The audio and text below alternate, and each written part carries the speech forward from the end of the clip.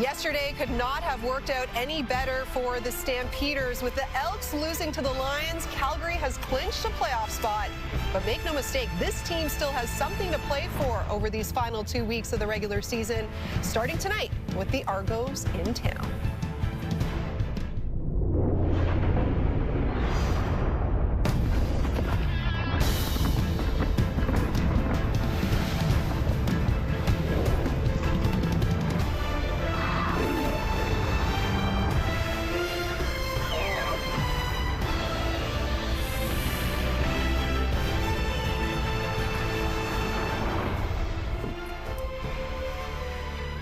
Calgary's ground game was a force last week, led by the league's leading rusher, Dedrick Mills. The Stamps had a season-high 211 yards on the ground in that huge win over Hamilton. Looking to keep it going against the Argos, and yes, the defending champs are missing out on the playoffs, but a couple players are on milestone watch. Dejon Brissett just 113 yards shy of hitting 1K on the season.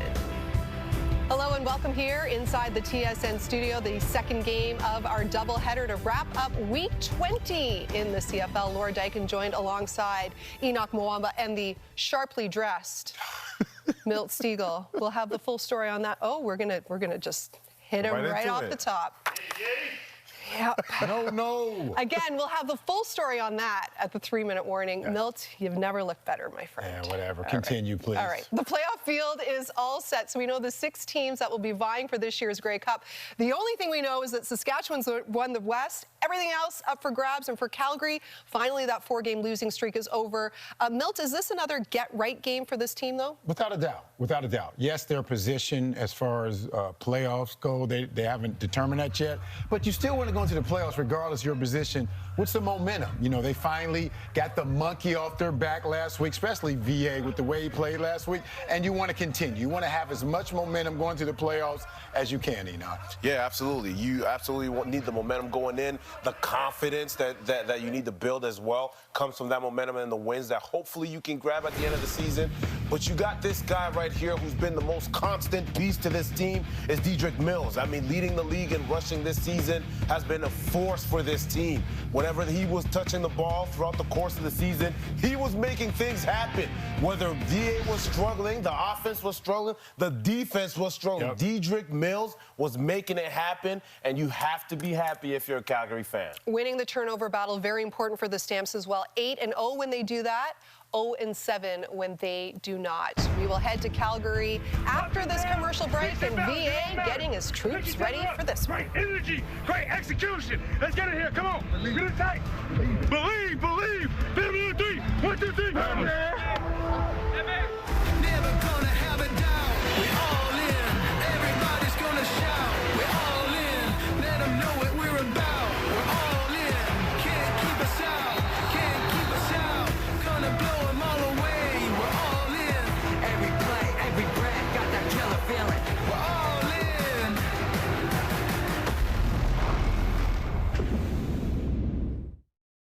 Laura, and welcome to Calgary. The Stampeders now know they have clinched a playoff spot, but still a lot to be decided here in this Week 20 tour of the Wild West. Stamps have 2 games to go. They want to win them both to have a shot at hosting a playoff game up against the Toronto Argonauts team, defending Grey Cup champions, now reduced suits to playing the role of the spoiler.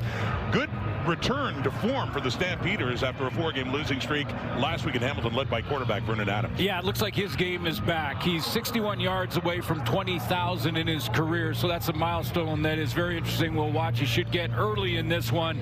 But yeah, a big win with a balanced attack against the Hamilton Tiger Cats. Snapped a 4-game losing skid for Calgary. On the other side, it's evaluation time for Ryan Dinwiddie. He's going to take a long look at Jared Daggy. We probably see Tucker Horn as well. Daggy is 0-2 as a starter, looking for his first win in the CFL. Second meeting of the season between these two. Ryan Dinwiddie, well, he's made the playoffs every year in the last decade. Last time he missed was 2015. That's 4 years in Toronto, 4 in Calgary.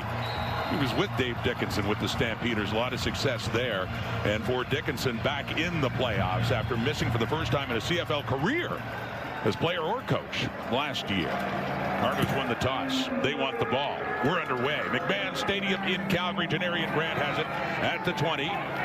Little move to the left, cuts it up, and a pretty good return on that opening kickoff to get it up to the Argo 39, where we will see Jared Daggy in at quarterback, his second start with the Argos, his third start in his CFL career, had one with Edmonton back in 2023. Yeah, played in 4 of the last 5 games at different times for Nick Arbuckle, and gets his chance. Had a long talk with him this week about this opportunity. He's really looking to take advantage of this, and he probably gets 3 quarters. Ryan Dinwiddie did say they want to look at Tucker Horn as well in this game. So a first down. Argos going to work and quickly off to Jake Herslow, their leader in receiving touchdowns. He's had a good year on a team that has struggled to pick up wins. Gets 9 yards there and a second and short coming up. Now, just to remind everyone, the Toronto Argonauts out of the playoffs, the Calgary Stampeders are still looking to see if they can host the Western semifinal. Still a lot to be determined in that logjam. Winnipeg, BC, and Calgary in the West. 2nd and 1 after that 9-yard pickup. And handing off this time to Deontay McMahon, who works his way up, a first down and more, getting it closer to midfield as we take a look at this Toronto Argonaut offense. Peter Nicastro, according to Ryan Dinwiddie, has been the most consistent of their offensive linemen. They have gone through a lot of different changes up front. One of the reasons they didn't make the playoffs. And boy, it's been a great season for Kevin Mittal, who, you know, is a guy who leads their team in targets and receptions. Ryan Dinwiddie says, we're just starting. We welcome viewers on TSN3 joining us as well. We just got started here at McMahon with the Argos and Stamps. The throw is picked up. Adrian Green doing it again. Taking it all the way for the Calgary touchdown. Second pick 6 for Adrian Green this season. His first one came off Nick Arbuckle back in week 2 in Toronto. Well, and last week when Calgary broke the losing skid with a win in Hamilton, it was Bo Levi Mitchell's very first throw of that game that Adrian Green didn't take it back to the house, but he took it back into the red zone, and just another aggressive play on the football. I think, you know, you're looking at the Calgary Stampeders on defense. You look at their offense. No disrespect to Phil Pott on the other side of the ball, but Adrian Green could be their nominee outstanding Canadian. He's having a year. 4th year at St. Mary's in Halifax, drafted by BC, really finding a home in Calgary. That's his 6th interception of the season. As mentioned, his 2nd interception for a touchdown. 62-yard return off the pick of Jared Daggy. Now, he missed a lot of time, too, due to injury, and boy, they missed him. The Calgary Stampeders will get to the introductions of their defense with that. That got us right into the end zone to get started, but they're going to play with 2 Canadian corners in this game tonight due to injury. And that's not a common thing. No. Canadians on the corner in a CFL secondary. You've been doing this shit. Adrian Green. St. Mary's getting it done. 6th interception of the season. Rene Paredes out.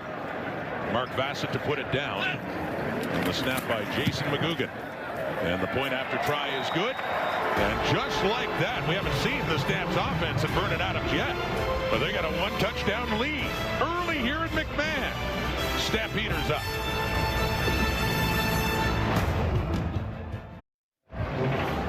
Sometimes the quarterback makes the wrong read. Sometimes the quarterback misses a throw. And sometimes it's the receiver that is the issue on an interception. And you can see Unger here is the intended target. He can't come out of his break. He slips.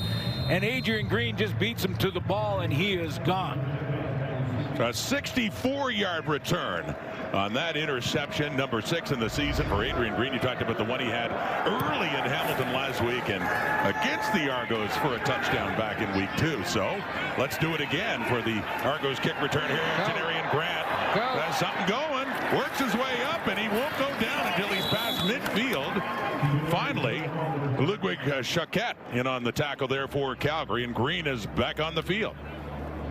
So let's take a look at this Calgary defense up front. The leader for them has been Clarence Hicks. After the injury to Flo Arimolade, Hicks with 11 sacks on the season. Who is the defensive nominee between Derek Moncrief and Jacob Roberts on the season on defense? And there are 2 Canadian corners. Delaney Robinson out of the U of R and Adrian Green out of St. Mary's. Can't remember the last time 2 Canadians started a corner. Here's Daggy back to work again. Completes it to Herslow, his second catch of the afternoon. And gets it down close to the Stampeder 45. Yeah, I'm not sure if there has been a time. I can't remember off the top of my head. We've been talking about it with our producer, John Hides, who's an encyclopedia of Canadian Looking football. to find out if this has happened or how long. If it's happened before in a regular season game that 2 Canadians get the starts at corners. And Adrian Green's got Calgary started and on the board. Haven't had many great Canadian corners in the CFL. The name Davis Sanchez comes to mind. They have 2 in the Calgary secondary to be tested by Daggy. If he can get it away, he can. Charles Wiley throwing him down. And Daggy, who had a rough day in Saskatchewan, took a lot of hits as the helmet come off there as he is sacked, and it's a 3rd down coming up. Speaking of the Canadian corners, it looks like Daggy wants this goal route up at the top of your screen, and he's going to load up wanting this. It's a double move up top. Adrian Green got that covered, and he ends up looking, and then the pocket collapses on him. So a pick 6, and then he covers down that go route.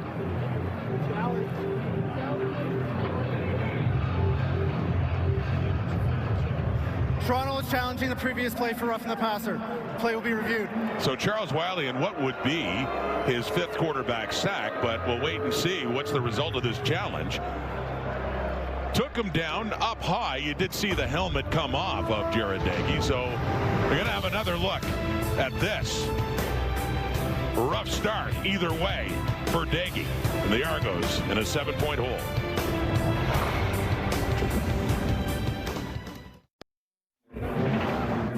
Ryan did what he is challenging for roughing the passer in this. Charles Wiley grabs him up high, but not by the helmet, even though it comes off. So here's the replay center's decision, and referee Justin McInnes. After review by the replay center, the ruling on the field stands. Toronto will be charged a timeout. So not roughing the passer, and it is the 5th sack this season for Charles Wiley. So the field goal unit comes on. This would be a 56-yard try for Liram Hiralau, which is his career high, his season high, excuse me, 55 of 60, put down by John Haggerty. Has the leg, and he has 2 56-yard kicks this season, and the first points on the board for the Argos, who salvaged something there on their 2nd possession. Another field goal by the league leader in field goal made and attempts, Liram Hiralau. Let's take a look at the Calgary offense with 7-0 or 7-3 Calgary, and VA hasn't had a series yet, but there he is in his season. As I mentioned, 61 yards away from 20,000 in his career and joining that elite group, looking to get to 10 wins on the season. He's got a 9-6 record this year and has been cleaning up and working on that interceptions. He had 18 touchdowns so far, 14 interceptions. Wants to lower that, better on the interception side. And he gives it off to the league's leading rusher, Dedrick Mills, going over 1,000 yards for the first time in his career, leading the way. Another look at that Calgary offense. Yeah, possible rookie nominee, Chris Fortin at center. Their offensive lines had an outstanding season. Rushed into action when there was injuries up front. And Dedrick Mills, the leading rusher in the Canadian Football League, and be the first time ever over 1,000 yards this year, but be the first time in a while that Calgary Stampeder led the league. And after that Mills carry, it sets up a 2nd and short now. 2nd and 4. Adams settles in. He looks deep left. He wants Dominic Rhymes. Willie Drew's there with him. It goes a bit too far and out of bounds, and it's a 2-and-out coming up here. The punting unit coming on for Calgary. I've always said as a former defensive player that when a quarterback early in a game goes deep, even if it doesn't work, it sort of plants a seed in the DB's mind that, okay, it was 2nd and 3 and he tried a deep corner route. Let's back up a half step. We're not afraid to do this. Yeah. Look for it again. Well, 54-yard punt by Mark Bassett. The return there by David Ungerer. And coming in for the tackle is Micah Tights. So after that quick Calgary possession, Jared Dagey and the Argo offense coming right on again. Dejan Brissett, one of the top targets of the Argos this season.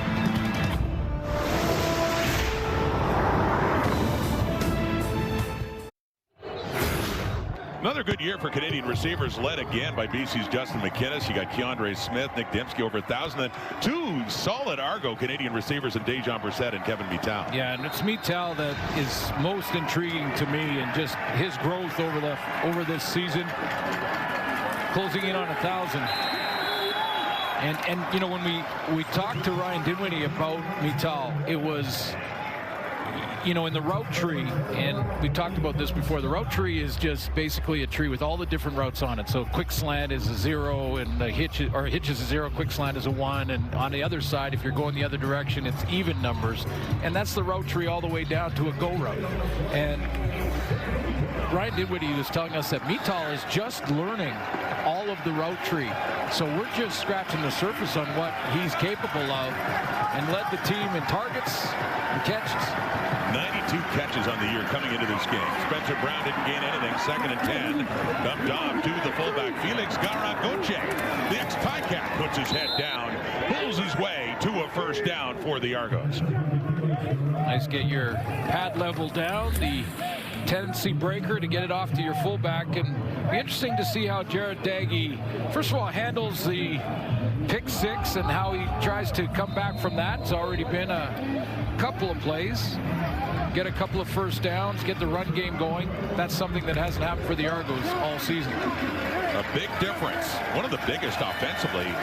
You look at it, and they had Kadeem Carey and Dan Adamaboye and Mac Mahan last year. You're right, not running nearly as well. Short pass there to Mittal, so Kevin Mittal picks up his 93rd catch of this season, getting up to the 40, an 8-yard gain to set up a 2nd and short. So on the route tree for Mittal, this would be like a 1 coming inside. Every offense can use different terminology. So all odd numbers could be inside cuts, all even numbers outside cuts, or the opposite depending on your team. But that would be down low on the route tree. As soon as they get to the entire tree, watch out for this guy. Got Herslow out to the right. You got Ungerer to the left. And then Mittal and Mackay Polk and Spencer Brown. He gets hit, and it was kept by Dagey, who passed off that play. So it was the fake to Brown, but Moncrief coming in and hit him hard, and it is complete, but it's still a 3rd down coming up. This we used to call in the old days a zap technique. So you're going to run the RPO as an offense, and you don't see him yet, but Moncrief's coming, and his responsibility is to zap the running back. And that's exactly what he does. Make the quarterback pull it, because you're there so quickly. Look at number 6, get in the backfield, and just eliminate that option for Dagey. A lot of punishment, but you don't even get the football, too, there for Spencer Brown. So they got a punt. It's John Haggerty. Another booming punt for the Aussie. Down inside the 10, a 64-yarder. Kalen Horton on the return. And a flag comes out late after Horton goes down at the Calgary 11. Vernon Adams Jr., good bounce-back game last week in Hamilton. Looking to get the 10th win of the season for Calgary.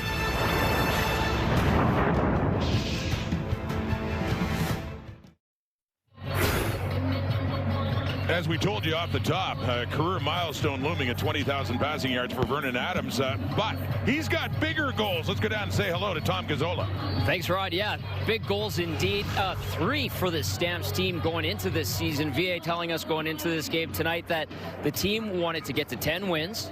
They wanted to make the playoffs. That's a check mark already there. And then he wants to win a championship. Those are the 3 goals he's focusing on. He said the playoffs, that's a whole new season. Dave Dickinson saying if his team gets into the playoffs, they feel like they can win. And Tom, as you said, they can tick that box. They are in, and they could finish 2nd, 3rd, or 4th. Here we are in the second last weekend. Still so much to be decided in the West. Yeah, and tonight, if they can finish the Argos off, would be win number 10. He can check that box. Stay with the pace with the BC Lions who won last night. An opening carry. Pickup of 4 for Jalen Philpott on that run. There's the Toronto Argonaut defense. Derek Parrish leads the front 4 with sacks, with 5 on the season.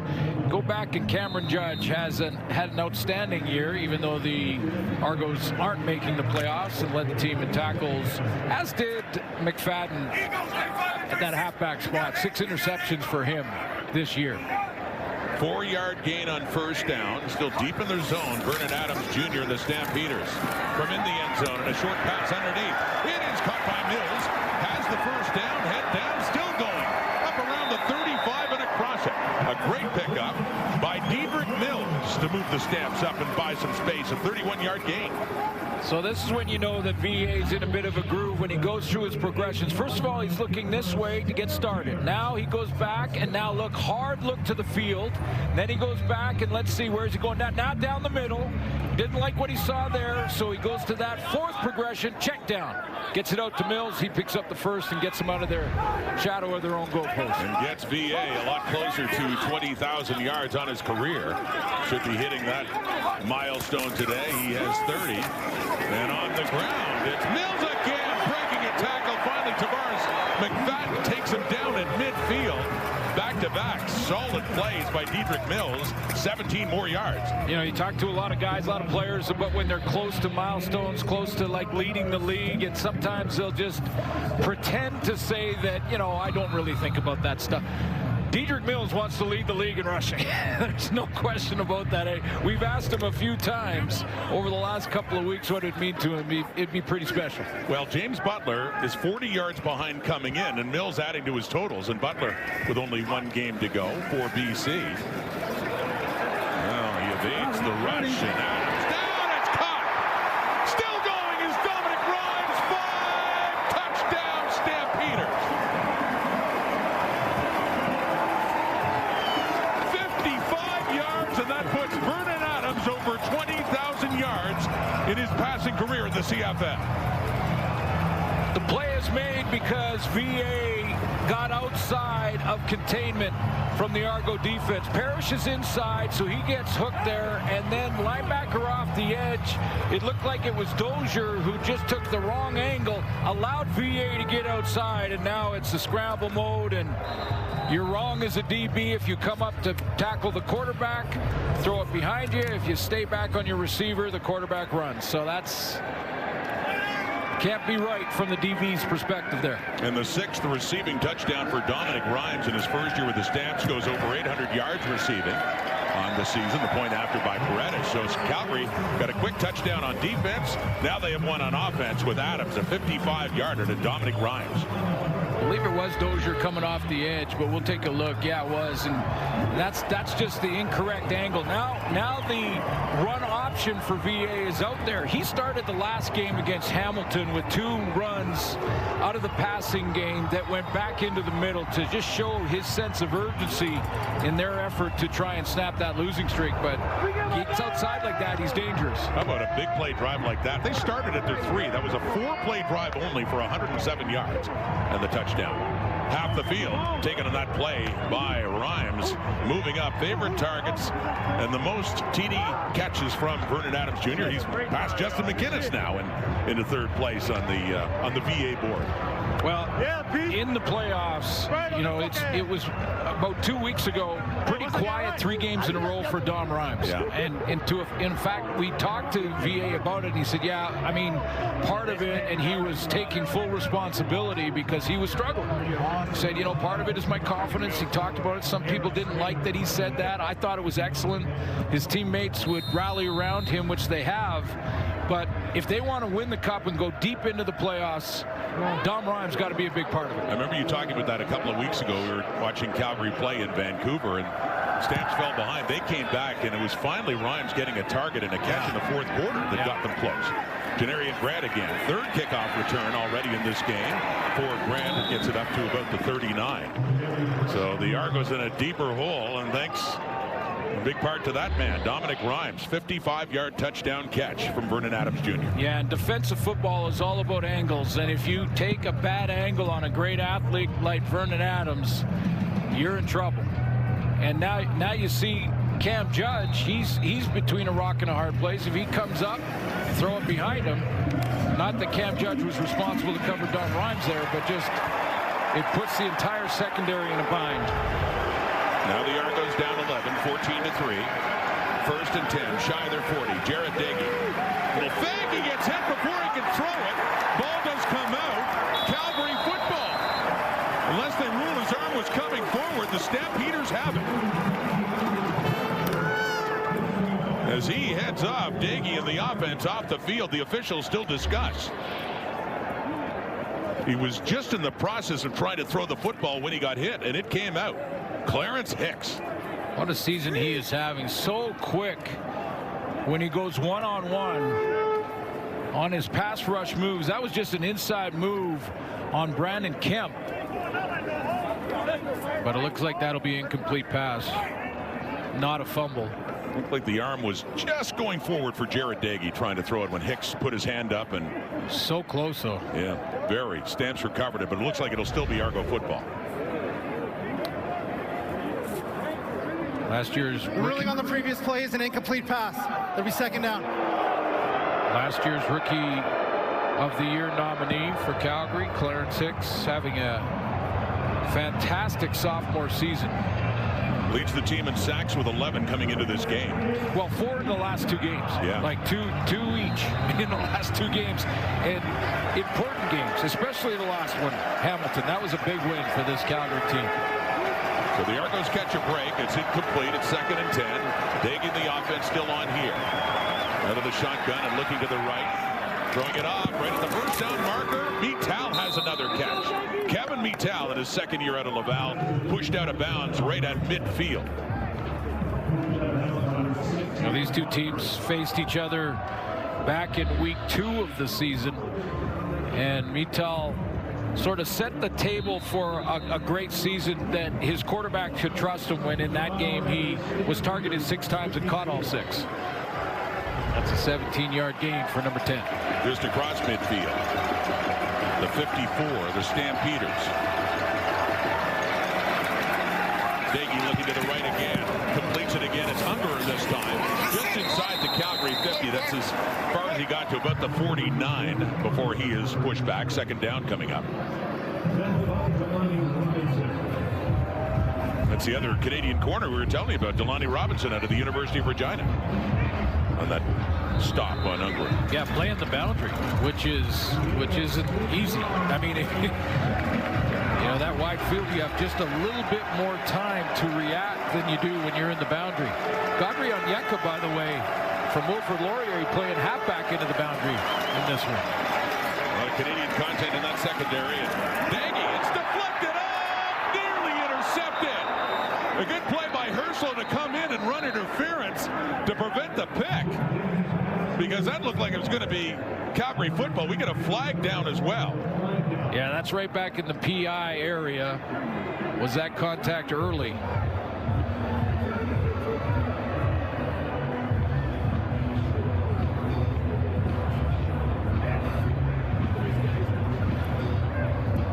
Mentioned the Canadian halfback. Pass interference, Calgary, number 27. Spot of the foul and an automatic 1st down. Godfrey Onyeka leads the team in special teams tackles, and due to injury, he's getting a chance to play here. Herslow is coming in on this, or excuse me, poke on this curl route up at the top, and look at the early contact. There's well before the ball arrives.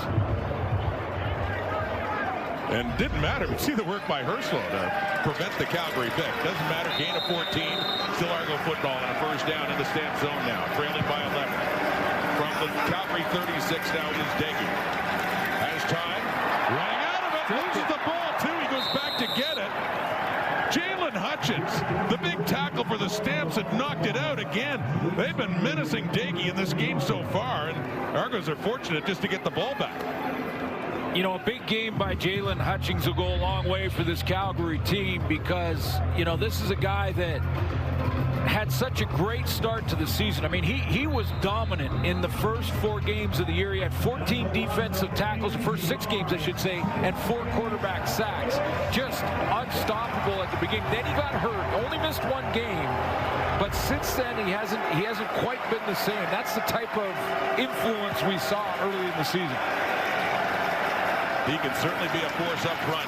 Those Stamps, the 2nd and 18. Daggy running out of time again. They've got it. Miles Brown this time. Not a sack as he gained a yard, but still just trying to elude all that pressure from Calgary's defensive front. And it's a 3rd down and long coming up. 4 receivers to the field, and that's where the only targets are. The only possible here is that short crosser. Coverage downfield, nowhere for Daggy to go. He wanted something big there. He kept crawling up in the pocket, didn't want to take that crossing route because it was well short of a 1st down, and ends up getting tackled. From 50. His last one was good from 56. And no problem here, too. Adding to his totals at 50 plus. I'm gonna get you out. Special guest. Yes. Shania Twain. There she was, just out visiting, I guess, and riding quick 6. Cameo appearance. And you remember the Grey Cup? The halftime act back in 2017 in Ottawa. Well, she's done Grey Cup twice. Yeah. You go back, I don't even know how many years now, to a Grey Cup in Edmonton, 2003. John Hines, our producer, tells me immediately because, yeah, it was back in 2003. That was her first appearance, which was outstanding. And she was top of the charts at the time. And then again in Ottawa. Yeah, that was a great show. And here she is. No one's expecting that appearance today. She was the parade marshal for the Calgary Stampede, by the way, back in July. That swung out to Jalen Philpott, Brandon Dozier. And speaking of that 2017 Grey Cup. And how Canadiana was this? I mean, by the way, Edmonton was 2002, but this is Ottawa, and Shania coming out, dog sleds, snow coming down in Ottawa at the Grey Cup, which was an unreal game. It really was. And she just nailed it again at halftime and was a special guest here. And wouldn't you know it, too? They're playing that Grey Cup, Toronto and Calgary. Yeah. And a memorable game that I'm sure the Stampeders would just as soon forget. But Shania Twain appearing at that Argo Stampeder game as well. Adams evades the rush of Aaron Casey and then gets rid of it, heading for Mills. It's incomplete, but just good work by Adams just to avoid being sacked. And that's the final play of the opening quarter. An interesting quarter it has been, starting with a big defensive play by Calgary.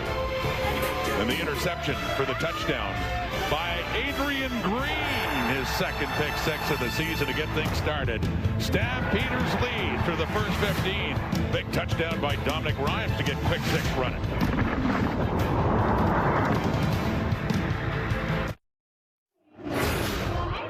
The numbers after a quarter. Last night in Winnipeg, Suits, we were watching Winnipeg against the depleted Rider team struggling to get that victory. Stampeders looking sharper with a lot to play for here. Yeah, well, I mean, they still have a chance to host. We've talked about that. But, yeah, I see the urgency, and I see that defense playing like they did early in the year. They were ranked 6th coming into this game tonight, the defense. Early in the year, they were ranked 1st or 2nd for probably the first half of the season, and that dropped off when they had some injuries. Flo Rimolotti, one of them. But this defense stepping up again last week against Hamilton, and then this week, Jared Daggy's been sacked twice. He's thrown a pick 6 in the first quarter. The defense is flying around with that sense of urgency that you mentioned. And it has been a 2-and-out for the 2nd time in this game for the Calgary offense, so Mark Bassett will punt it away. But they do start quarter number 2 with the 8-point lead. They have touchdowns on defense and offense, and the Argos have 2 high-relied field goals. That's your scoring so far. And a low end-over-end punt of 49 yards taken by David Ungerer.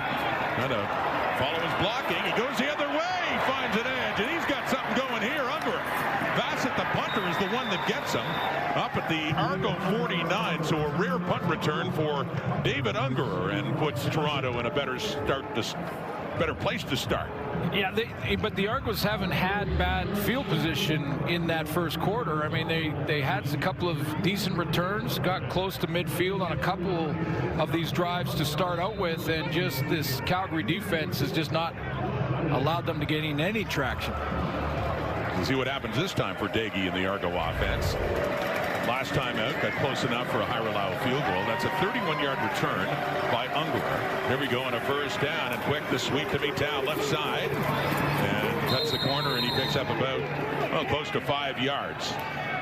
Well, that basically the classified as a running play, which is weird for Toronto and the Argos this year. I mean, you take a look at the stats in the run game, and again, no Kadeem Carey this year. They made a decision to go in a different direction. Deontay McMahon, the starter, Spencer Brown as well. But this team is last in the league, and it's not close. I mean, they are in the basement at around 50 yards a game rushing. So really zero balance with, as a defensive lineman, boy, you love to just pin your ears back.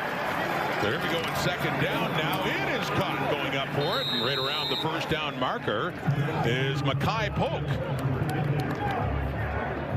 Gets his first catch, a 6-yard pickup and a first down for Toronto. Just becomes one of those games for a DB when you play against a team that doesn't want to run the ball or can't. When you play against a team like that, all you're thinking about is sooner or later they're going to throw it in my zone, and I'm going to be ready to try to pad my stats. So second catch for Polk, had one for 1 yard earlier in the game. That's a first down, 4-man rush. Daggy with time, off to the left, going up high to get it is Herslow. Again, right at the first down marker for Jake Herslow. Comes down with the ball. Well, this is a good football play. Daggy on the drop. He's going to throw a nice ball to the sideline. Herslow comes up with a big catch that he has to elevate to go get, and the coverage was right there by Delaney Robinson. And Daggy hasn't had a chance to try and test Robinson at that boundary corner. I'm sure that will happen before the half's over. And Herslow is going to make a tough one with catches like that. Nice snag, Herslow, and they're giving him 11 yards for it. Another first down. Inside the 40 are the Argos of the Calgary Stampeders. Down by a score, 8 points. Argos still in this. Blitz coming. Blitz coming.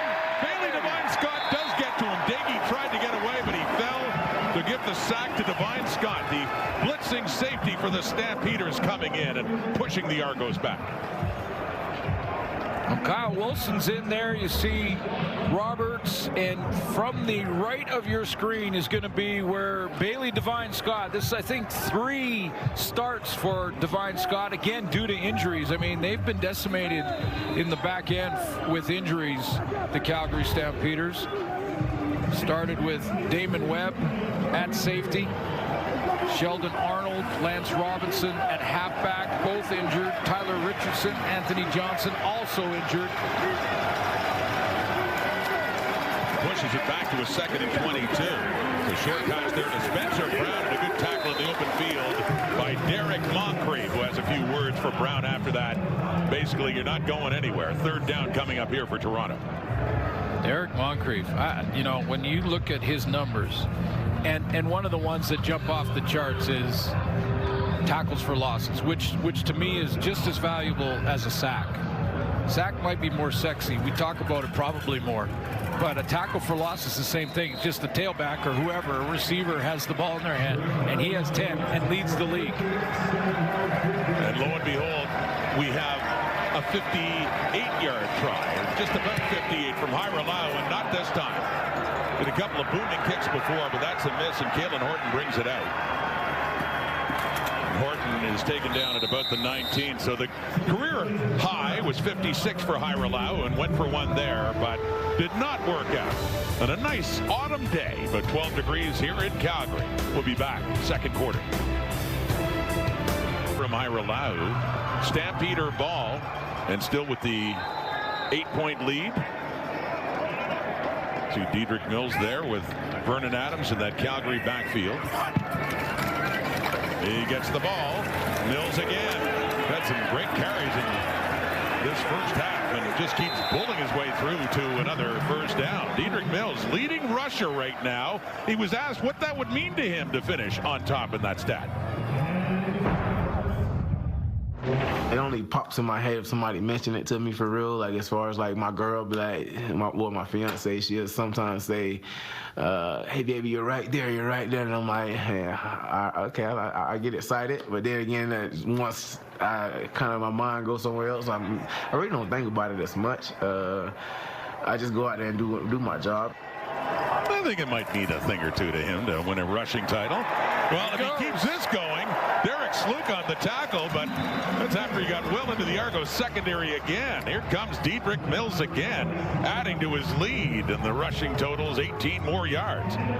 He's going to hit the A-gap here, make himself skinny, and away he goes. This is the A-gap, strong and weak, and he's going to hit the weak side A-gap. Away he goes. Good blocking up front by Chris Fortin.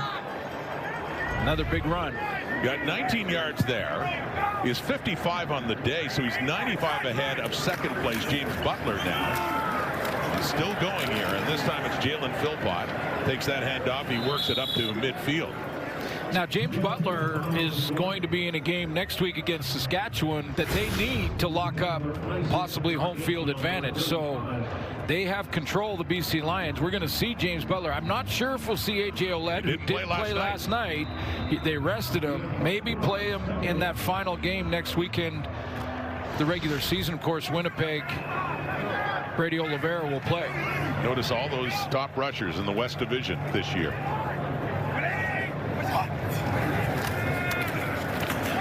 Adams. Good coverage there by Delonte Hood, but it is caught by the rookie, Damien Alford. Remember Damien Alford early in the year? Yeah, he had a lot of big plays. Well, that Saskatchewan game was 150. I think he still holds it. In fact, he does the long catch and run for the Calgary Stampeders at 81 yards in that game against Saskatchewan. It just looked like he couldn't be covered. That's the #1 team in the division. Had himself a game. Then he got hurt the hamstring, and that slowed his progress. Been a quieter season since then for Moose Alford. #1 pick in the CFL draft in 2025. First down again. Calgary on the move. Thanks in big part to this guy, Diedrich Mills. He's having himself a game so far. 13 more yards for the CFL's leading rusher, and all the way down to the Argo 35. Yeah, so he wants to build that lead and get some distance between he and James Butler for sure. And, you know, we had our Zooms with Dave Dickinson, of course, this week heading into the game. And I asked him, I said, Dave, you're a former quarterback. Exactly when did you become this guy that thought that a balanced attack is important? and he actually very seriously reminded me, he said, no, this is something that we believe in, that going back to John Huffnagel when he was on the sideline. Huffnagel said it's very important to have a great running game. Well, Stampeders have certainly had some great backs over the years. Here's Adam, soft toss to a wide open Mills. Stands there and waits for it and takes off inside the 10. Isaac D'Arcangelo takes him down near the 5. We got a first and goal Calgary coming up. This is the other thing that Diedrich Mills can do. He can catch the ball well out of the backfield. Now, this play is designed. This is made up by VA. This is a playground kind of play. He got out there, didn't like what he saw. He's coming back, and oh, there's my wide open tailback. But he's at 81 yards receiving in the last couple of games.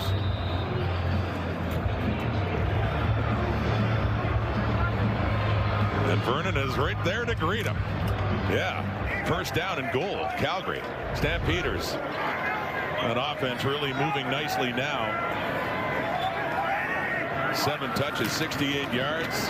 Back to him inside the 5, but Derek Parrish among the Argos there to stall his progress in a second and goal coming up. Did you see the decision? Did you see the decision from Diedrich Mills there as he was taking the handoff? He takes the handoff, and after that long run on the catch and out of bounds there on the sideline, he's still breathing hard, and he just decides to lower his pad level and hit that puck. He saw the crowd of people ahead of him and thought, I don't think I have the. let's just try to plow through this. I'm just going to plow right through it. You can see him make the decision. And he gets off for a much-deserved breather here in a second and goal. Calgary, 8th play of the drive coming up.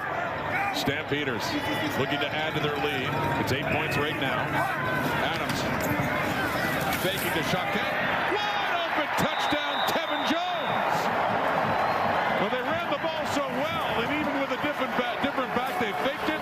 And Jones wide open for a 3-yard touchdown catch as Calgary goes up a couple of scores. Yeah, Ludovic Choquette is the tailback. He had his first CFL touchdown against the Hamilton Tiger Cats in their game, so he was spilling off Diedrich Mills. But you're right, all focus on this run game in a big way. Cam Judge commits to the run, and not to say again that he's in charge of covering a receiver. Yeah, man. but all 12 on defense. We're looking at stopping the run down there. 4th touchdown of the season for Tevin Jones. 2nd offensive touchdown of the afternoon for the Calgary Stampeders. They worked it down a whole lot of Dietrich Mills, and this time it's the toss to Jones to get it done. Stamps up 15 now after an 8-play, 91-yard drive, and 63 of those 91 yards accounted for by that guy, Dietrich Mills. Yeah, let's call it the Dietrich Mills drive. Little fly sweep mixed in there to Philpott, but Mills on the ground a bunch, working towards another 100-yard game early in this one. That little toss out to Mills set up the goal line play to Tevin Jones, wide open in behind coverage. 2nd touchdown pass thrown by Adams. He's thrown 2 in this game, and Mills counting for 131 yards of offense running and receiving. Here's Deontay McMahon, and tackled in there from behind on that play by Jacob Covington. Different kind of year for Argos head coach Ryan Dinwiddie. Tom will have more on him coming up. The overall body of work as a head coach with the Argos for Ryan Dinwiddie. Now you consider they have only won 5 games this season. Those numbers still very impressive, but no playoff spot. Tom, a different kind of year for Dinwiddie. Rod, going from Grey Cup champion to not even getting to the dance this year, unfamiliar territory for Ryan Dinwiddie. He said, we stubbed our toe early this season. He pointed out losses in Montreal and then one at home to the Red Blacks that stand out to him. Now he's going to go back, review the season as soon as this game's over, reflect on himself, what he did that worked, what didn't work, and then get the preparation going for next year, like I said, guys. Now, he did give his guys credits that despite the tough year mired in injuries, he said the guys fought all season long. Had a lot to deal with the players that departed and players that got hurt, and yeah, you're right, it's a big challenge, the biggest he's had so far as head coach of the Argos. In a disappointing season, Jared Daggy throwing it underneath to Vital. Tackled, ball comes out, still on the loose. Markel Lee has it. Calgary football. Now they let it play out. Was Vital down? But as it stands right now, it's Stampeder ball. Vital had the catch, was tackled, and at some point that ball came out. An excellent hustle by Markel Lee on this play because he's going to be at the line of scrimmage and then hustles over to get it. Let's see if Vital is down by contact here. He's hit there. Does the knee touch, and does he still have control? Because it pops out. This angle might give us a better picture.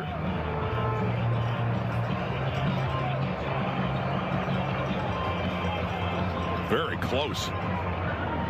Seeing that knee down when the ball came out.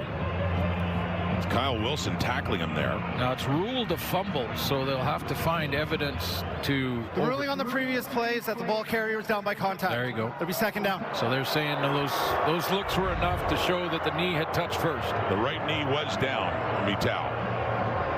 So just looked like one more thing going the way of Dave Dickinson's Stampeders. So a 3-yard gain, it ends up being in a 2nd and 7 here for the Argonauts.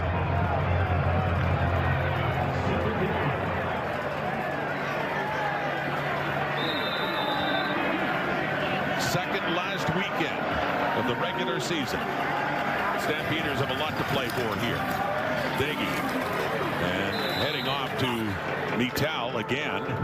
Kevin Vital up around the 40, still. Well, that is a first down for Toronto. Sticks will move again. At some point, Jared Daggy's going to have to push the ball down the field a little bit. And, you know, I know they're just trying to get a little rhythm going and get a drive together against this Calgary defense. But they keep running those 5 to 10 yard quick curls, quick slants. Calgary's secondary is going to jump another one of those. Well, first down, Argos, they only have 7 yards rushing in this game so far. Well along in the 2nd quarter. Pressure on Daggy, he gets away from Hicks, takes off. Jared Daggy on the run, and that'll add to the rushing totals right there. Matching it and then some as he gets close to another Toronto first down. He gets 8. Yeah, I'm not sure these count with the overall run game. This is just sort of scramble, in some cases for your life. Get outside of Clarence Hicks. Get to that marker and get out of bounds. Keeping more track of the designed rushing yardage. Yeah, exactly. which has really been non-existent for Toronto this year. And as said it before, a stark contrast to the way this team was when they won the Grey Cup a year ago and ran the ball so well. Up across the 50 now, heading towards midfield. And a second and short. And Spencer Brown. And several different running backs that they have tried this season. Brown the latest in 4 yards and another Argo first down. They had Mayan Williams. They had Kevin Brown for a while. And then bringing in Spencer Brown. Yeah, when we talk about this Argo season, you know, I think they were really making a push and trying to get out of the hole when DeMonte Coxey was playing at the top of his game. He had back-to-back 100-yard games against Winnipeg, and it looked like this team was going to get some traction offensively. Then they lost Arbuckle a couple games later. 3-minute warning is coming up. That one hurts. He takes a hard hit from Wilson after he got up. Wasn't touched initially after the catch 9 yards, and got up and got a little bit more and certainly took a pop. Yeah, we are way up here in Calgary in the broadcast booth. And this is a big hit. Oh. So a second and short coming up. 3-minute warning is issued. Calgary leading the Argos 21-6.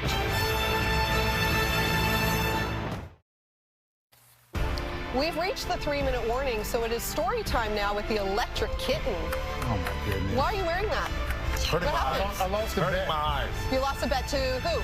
To you. Oh. My Yankees lost. You said you got this from Rod Smith. Is that you said you got it from? No, but Rod, I can find one Rod, if you you're got more? interested. I got lots more. I got lots more. Go, Jays, go. Oh, Milton. I got shirts shirt. like that. Oh, Happy man. to share it with you, though. Here's Max Duggan. Max Duggan, third-string quarterback at short yardage, and he takes off, and he gets it inside the 15. Duggan, first year at a Texas Christian, and a 30-yard pickup to get the Argos in close. This is the B gap strong, and this is, I'm not sure why Lee moved out of that gap. It looks like that's his responsibility. Little fake, he goes to the fake, slides inside, and that B gap is wide open for Duggan. Just on a second and short, and gets him down into the red zone. One of the biggest running plays for the Argos all year. Well, 55, rather above their game average right now with what they've done on that one. Daggy running for his life, and he just throws this one away.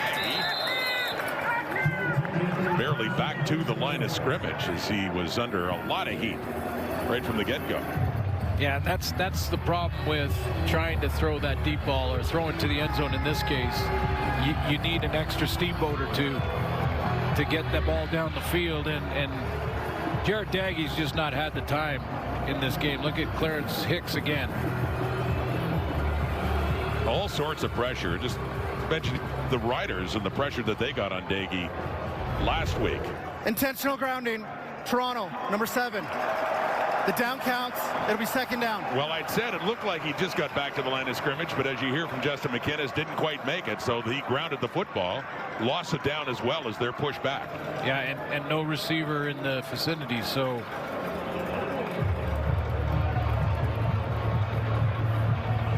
ends up being an 18-yard penalty. There's Bob Slowick. His first year as the defensive coordinator for the Stampeders, taking over from Brent Monson, who went off to Hamilton.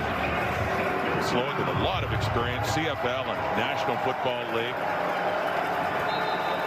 for many years. Done an excellent job with this defense, the Stampeders. This four-man rush. More pressure. And Brandon Kent trying to help his quarterback out. The ball comes out. Markel Lee has it. What on earth happened there? Spencer Brown pushes Lee out. There was so much heat on Daggy. Kind of got wrapped up with his own offensive lineman, Brandon Kemp, and the ball came squirting out.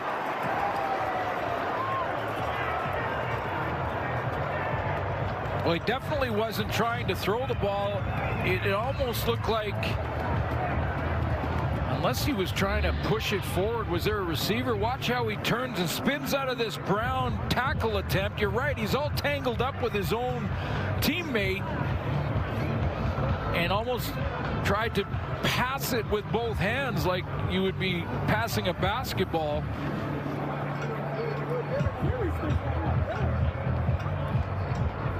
I didn't see. We'd have to take a wider look to see if there was even an Argo receiver close to that.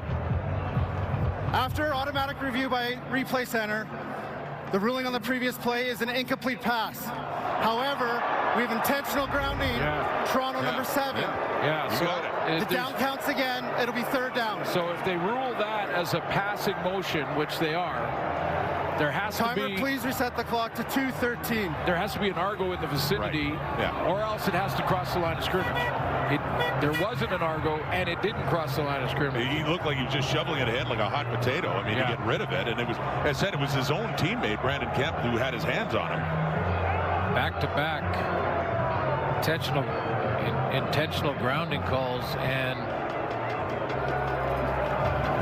put the field goal team on. Lirimairalau has been successful at 56, 50, and he missed from 58. So this is a chip shot, you're saying? Relatively speaking, it's inside the 50. First one he's tried inside the 50-yard line now. Put down by Haggerty. He's looking for another field goal now after they really got pushed back. And this one is heading off to the right. Missed another one, and just taking a knee is Kalen Horton to give up the point, and we got the 21-7 game.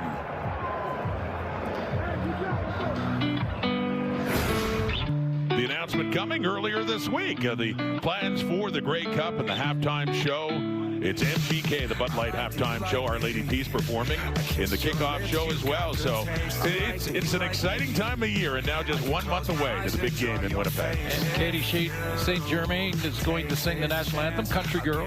So looking forward to that too. And MGK with Shania Twain here, who has done 2 Grey Cups. And she was a reminder, as you talked about, a couple of Grey Cups more recently between the Argos and the Stampeders back in 27. So MGK, the halftime performer, the Grey Cup coming up. Will the Stampeders be there? The Argos can't be, but Calgary's playing very well right now and trying to improve their playoff positioning. On that catch there by Eric Brooks and a big first down, 21-yard pickup. Yeah, Eric Brooks, watch the timing and the accuracy on this throw. This is where Vernon Adams starts to loosen up those arms. Not bad coverage underneath, but almost impossible to defend. I think that was Benji Franklin. Stamps may not be done. 2 touchdown lead. Here's Diedrich Mills. He's not done. Not by a long shot. Still running hard. What a great first half he's had.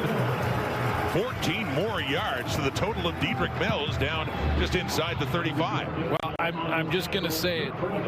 In this first half, there's a team that's in the playoffs playing and still fighting for home field in the playoffs, and a team that is out of the playoffs, and you can easily see which is which. Yes, you can. Here's Adams with all kinds of time. Caught by Jones and gets hit by Sluka right away, but hangs on to the ball. And the Stampeders in scoring range again. Tevin Jones, who had a touchdown catch earlier in this game. And this is where Vernon Adams just starts to feel it, and he's almost impossible to stop. This was early in the season, Vernon Adams. The entire team went through a bit of a slump. Some of the injuries were part of the issue, but last week, Vernon Adams did not throw an interception against Hamilton, protected the ball well, almost threw for 300. Big run game, so they had to balance then too. So it's a 1st and goal right at the 10. And another running play for Calgary. That's 3 more yards for Diedrich Mills. 2nd and goal. And 1:25 still on the clock before halftime.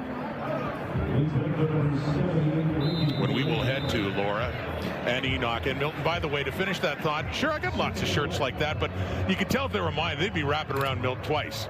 Yeah, and I'm not, unless there's a beach around. Well, yeah, a little beach party. I'm reaching for that type of shirt. It's not Milton. Maybe Lauren Enoch missed the memo there. I got it. End zone look and a touchdown for Jalen Philpott. The Calgary Stampeders, late in this first half, are really pouring it on now. Yeah, Vernon Adams is sitting back in that pocket, just picking a target. Very little resistance from the Argo defense right now. Watch how smooth this is for VA. Just a couple steps, see the out, nobody in his face, and separation for Philpott. Jalen Philpott, 5 plays, 70 yards, and just over a minute for Calgary. Working quickly here on offense. And Philpott, by the way, the Herm Harrison Award winner. That means a lot here in Calgary. That's Community Service Award. The Stampeder best demonstrates it, and he was very honored this week earlier. An award named after a great receiver years ago with the Stampeders, Herm Harrison. Let's go, man. Let's go, man. And we'll see what the nomination looks like for Outstanding Canadian out of Calgary. For the city. Yeah. Yeah. This is a man concept down at the goal line, usually is for most teams, and VA for his pre-snap read can see that it's probably going to be man because of the press coverage here. And Philpott's going to run the out with a bit of a slant underneath it, and as soon as VA sees that yes, it is man, and there's that much of a cushion from McFadden, well, then the target is going to be Philpott, who gets his 3rd touchdown catch of the season from Vernon Adams Jr. And now a point after try by Paredes to make it a 28-7, 21-point lead for Adams. And the Stampeders looking to get their 10th win. One of the Adams goals that Tom talked about. Make the playoffs, get 10 wins, and then win a championship too. And the 10th win at this point anyway, late in the first half, is looking awfully good for Calgary. So there's a chance that all 3 of these teams could be tied at the end of the year at 10 wins. Could happen. Could happen. If that happens, Calgary will host the West semifinal. Yeah, that's the complication of all this. Now, of course, if Calgary wins tonight, they're 10-7, BC 10-7, so they both have to lose and Winnipeg would have to win to get that scenario. But hey, who knows? It could happen. If BC wins next week in Saskatchewan, they host. They will host. They'll get 2nd place. They basically have control of whether or not they get home field.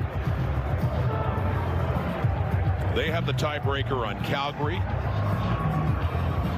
And Calgary is the tiebreaker in Winnipeg, and Winnipeg is the tiebreaker on BC. But I said the formula, I know, it's just crazy. The bottom line is, regardless of here, things looking good for the Stamps, but even if they lost, everything comes down to the final week. Yeah. It's that tight in the West Division. That's outstanding. Really is. And as far as the East goes, by the way, Montreal winning again, so that's not done yet. In terms of who gets first in the East Division, that'll come down to the final week. Hamilton hosting Ottawa, and then the Alouettes are in Winnipeg. I wonder if we'll see Tucker Horn earlier than Coach Dinwiddie thought that he might put him in. And not to say that it's been Jared Daggy that's the issue for this Argo offense in the first half. I think Calgary has earned the lead. I mean, they started with the pick 6, and Dinwiddie did say that Tucker Horn wants to evaluate a little bit. I mean, I would be doing it a ton. I mean, this is the type of game when you're under the playoffs where you can actually evaluate some guys. Well, Denby's 14-16, but the longest completion was 17 yards, and that one is 3rd incompletion intended for Herslow. Falls underneath with Adrian Green there, and it was Green. It was a nightmare for Daggy right at the start of the game, intercepting his pass and taking it in for a Calgary touchdown to get things started. Of course, Jared Daggy comes from a football family. His dad coached him. His dad, Randy, was watching, coached him growing up. And I remember Seth Daggy. Yes, Seth, who's the offensive coordinator with the Arizona Wildcats, the University of Arizona, and was a Saskatchewan Rough Rider years ago. Had some time over a decade ago in the CFL. Jared had once played for Edmonton before coming to the Argos. There was another one, and Jake Herslow. My goodness, just diving to hang on to that football. 48 seconds to go in the clock before heading out of bounds. That's a first down, Toronto. 13-yard pickup. Yeah, and Herslow coming off the practice roster and then having that touchdown run. He's not going back to the practice roster, especially if he's making catches like that. And that might be the best throw of the night so far for Jared Daggy. Beautiful catch, but not a catch there intended for Spencer Brown. He can't hang on. Just across the 50. So 2nd and 10 coming up. Only 43 seconds left before we head back to the studio for Laura and Enoch and Fancy Shirt and the man of sartorial splendor, Milton Eugene Stiegel, who lost a bet.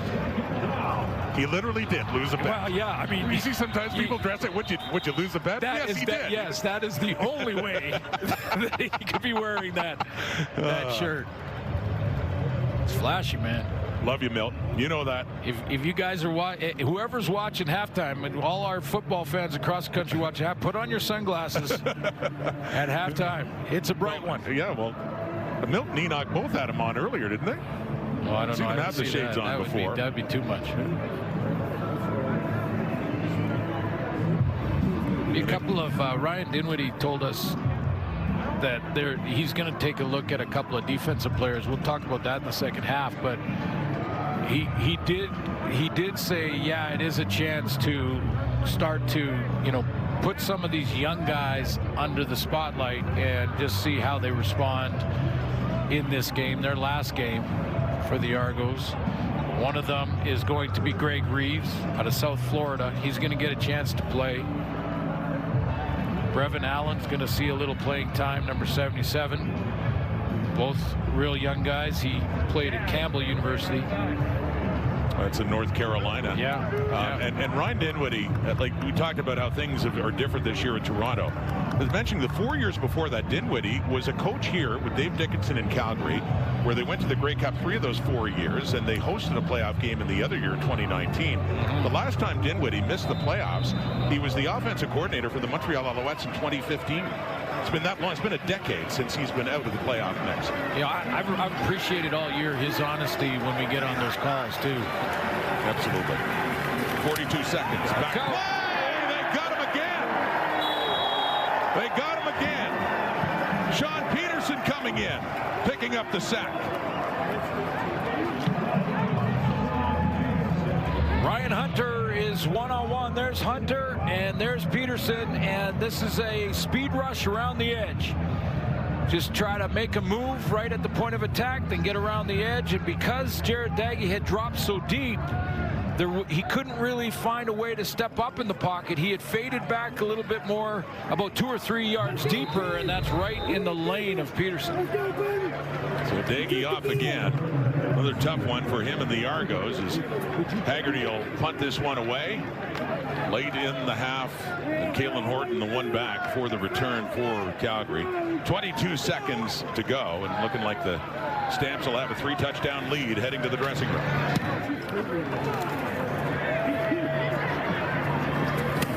Horton at the 20, 54-yard punt. D'Arcangelo on the tackle.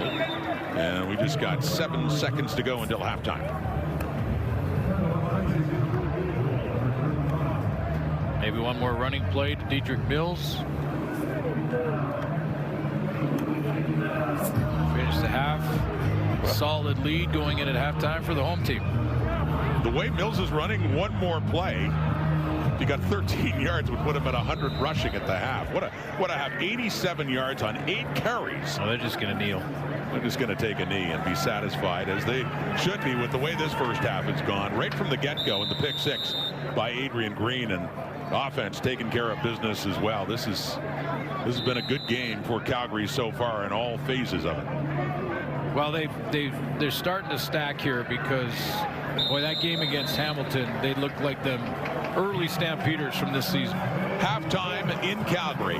Adams of the Stampeders heading off with a 28-7 lead, and lots you can highlight for the red and white, but none more than their running back Dedrick Mills. Mentioned the 8 carries for 87 yards, and also a couple of catches too for 62 yards. And he had one drive in particular where he had the vast majority of the yardage before ended up being a touchdown for Tevin Jones. But Dedrick Mills standing by now with Tom Gazzola.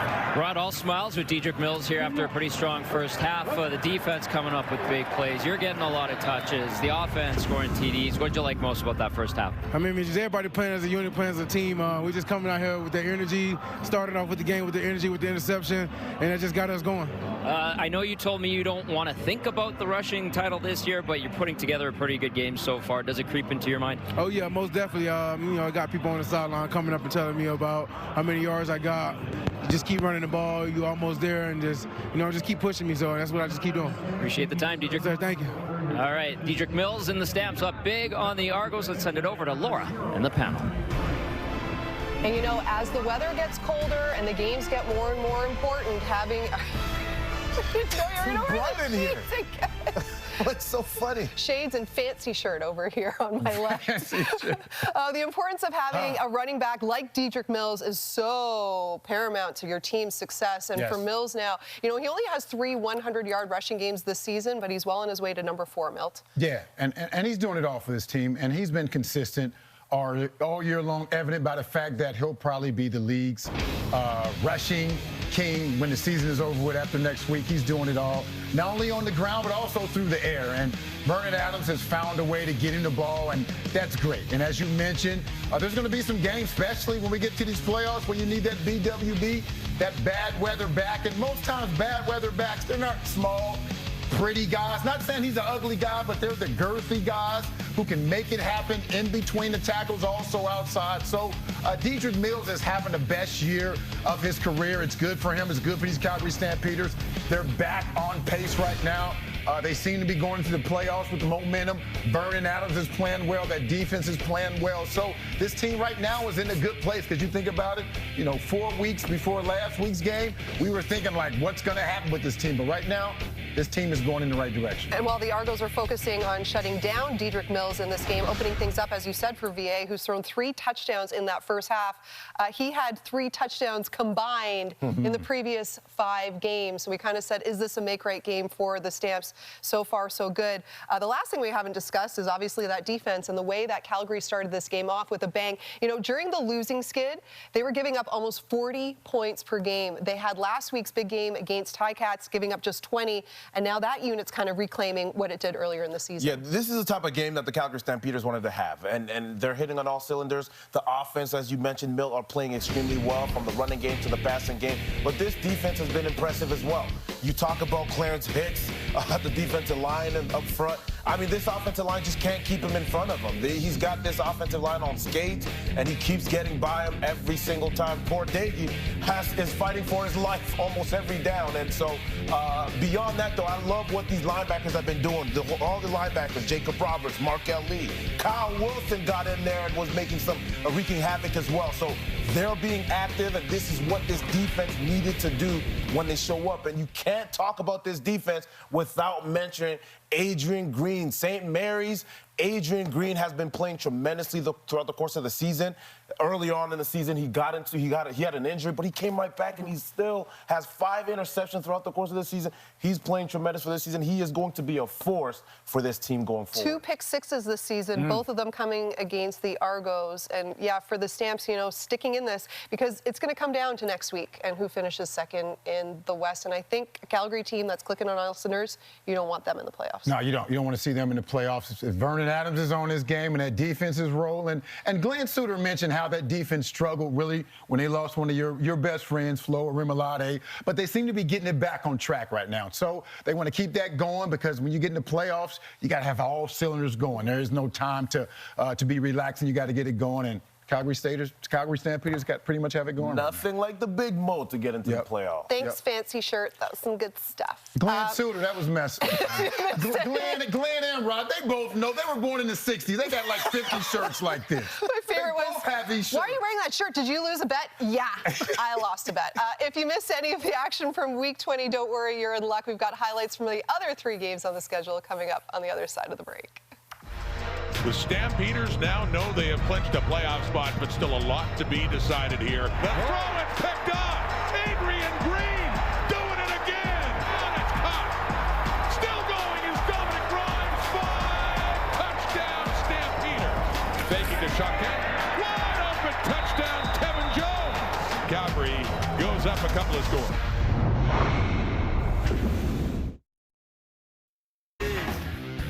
Rough Riders, Blue Bombers kicked off Week 20. Bombers down 7 here in the first quarter. Zach Alaris going deep for Ontario Wilson. And just like that, Winnipeg on the board. Wilson's 3rd touchdown of the season. He's now scored in back-to-back games. The Riders, though, would pull ahead in the 4th quarter. It's all up to the leg of that man, Sergio Castillo. Chance to walk it off.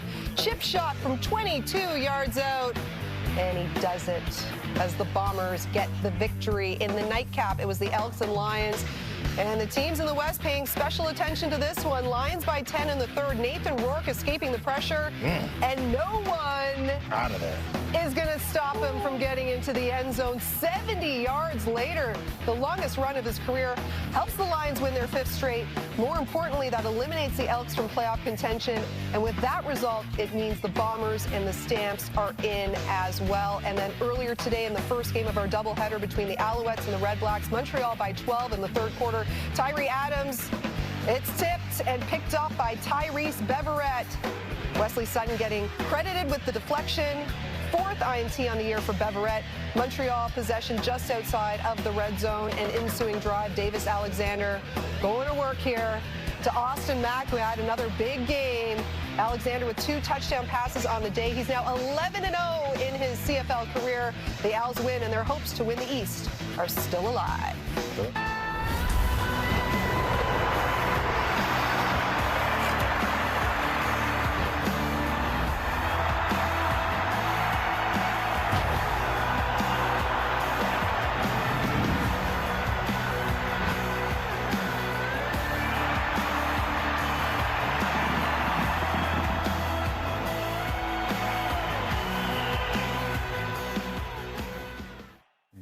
And there is the logo for the 2026 Grey Cup, which of course will be taking place in Calgary 4 weeks from tomorrow. We've got this year's Grey Cup, the 112th edition in Winnipeg. And yes, MGK just announced that he will be the halftime entertainment. Perhaps Milt will bring the shirt with him.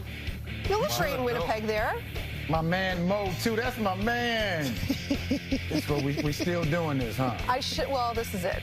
You've been a really good sport today, Milt, I must admit. And the fact that we had a doubleheader, we're really firing at home here. The other options I had, there was a skeleton orange shirt that I thought was good with Halloween just around the corner. But I'm done with this. We asked Kate about this one. We asked Enoch, helped me out. I think we made the right decision. I'm done with you guys. I quit. You're a good sport, though, Mill. You're a good sport, man. You follow through. I quit. Could you describe how the shirt feels? Because that... It feels like pigskin. This is the worst. I'm quit. I'm done. I'm out of here. I quit. Hey, quit. You can't do that. You can't do that. I didn't even tell him they were matching pants. We'll give them to I'm worried about what revenge he's going to get on me next season, because this is my last CFL game, and I wanted to go out on a high note. The Stamps running all over the Argos there in this first half.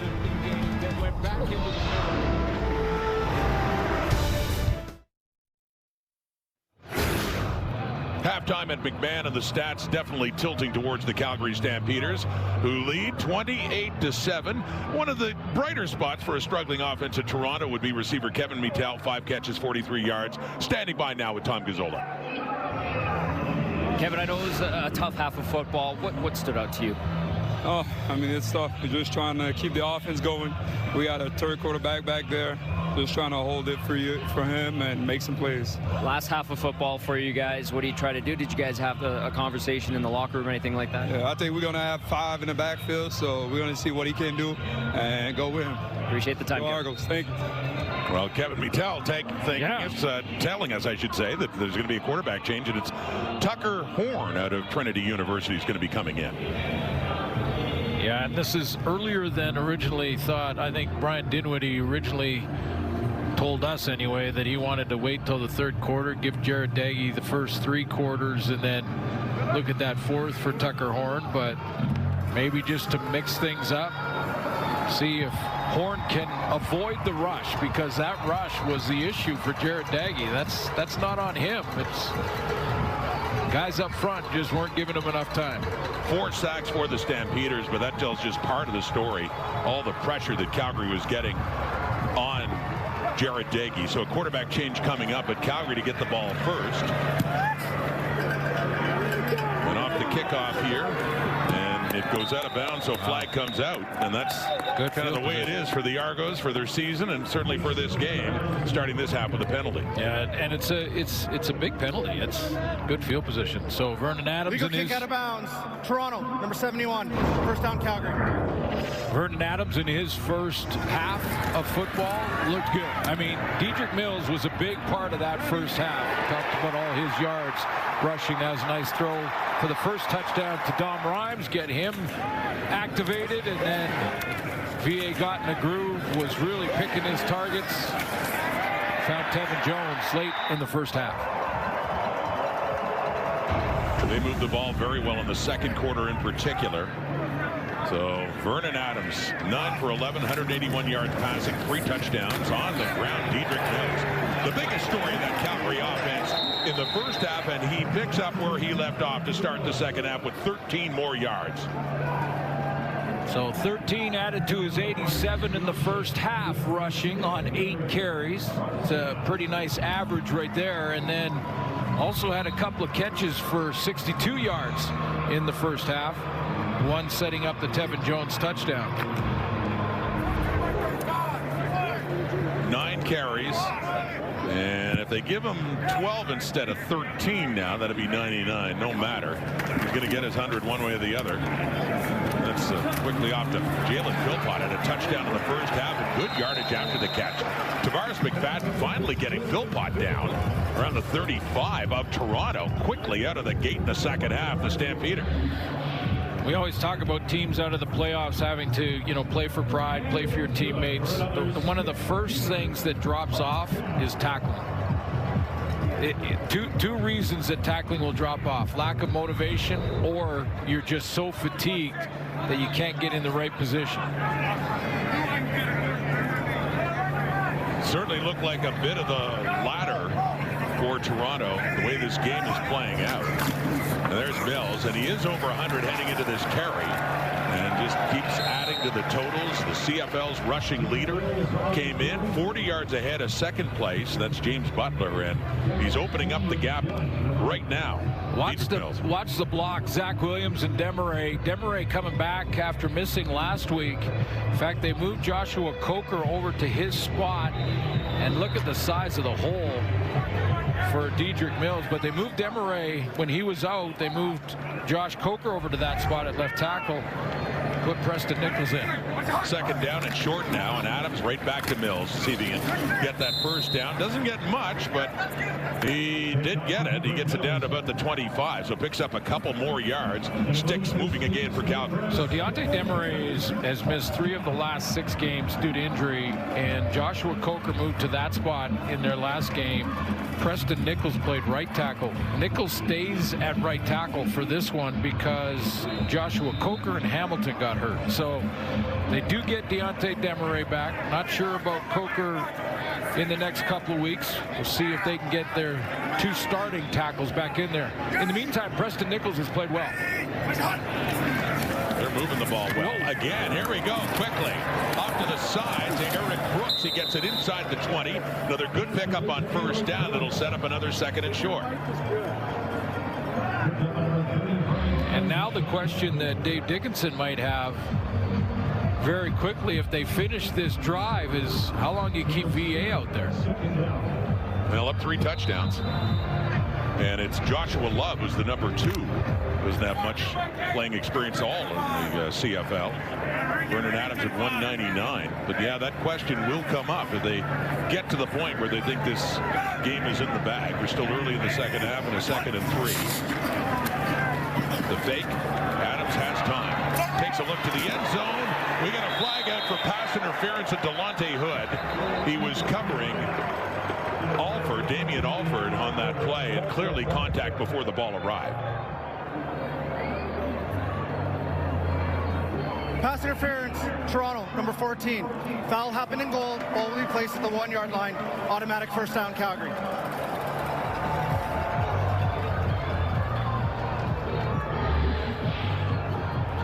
Let's take a look at the technique from Hood. Playing the wide side corner. A little bit of contact there. It looks like he's okay there, and then grabbed the jersey. It looked like pulled away from Alford, that jersey, and Vernon Adams trying to help the officials. First and goal, 7th play of the drive, 3 touchdown lead. On the verge of making it 4. Adams, Mills, he's made into the end zone. Another touchdown, a great second effort for Diedrich Mills. He's just not being denied today. Looked like the Argos had him, but they didn't have enough of him. And he found his way in again. for another Calgary touchdown. I love the celebrations when they do a little dancing like that and the offensive line gets involved. It's always fun to watch those big boys try to dance. Look at the effort from Dedrick Mills. He wants every yard he can get on the way to that title.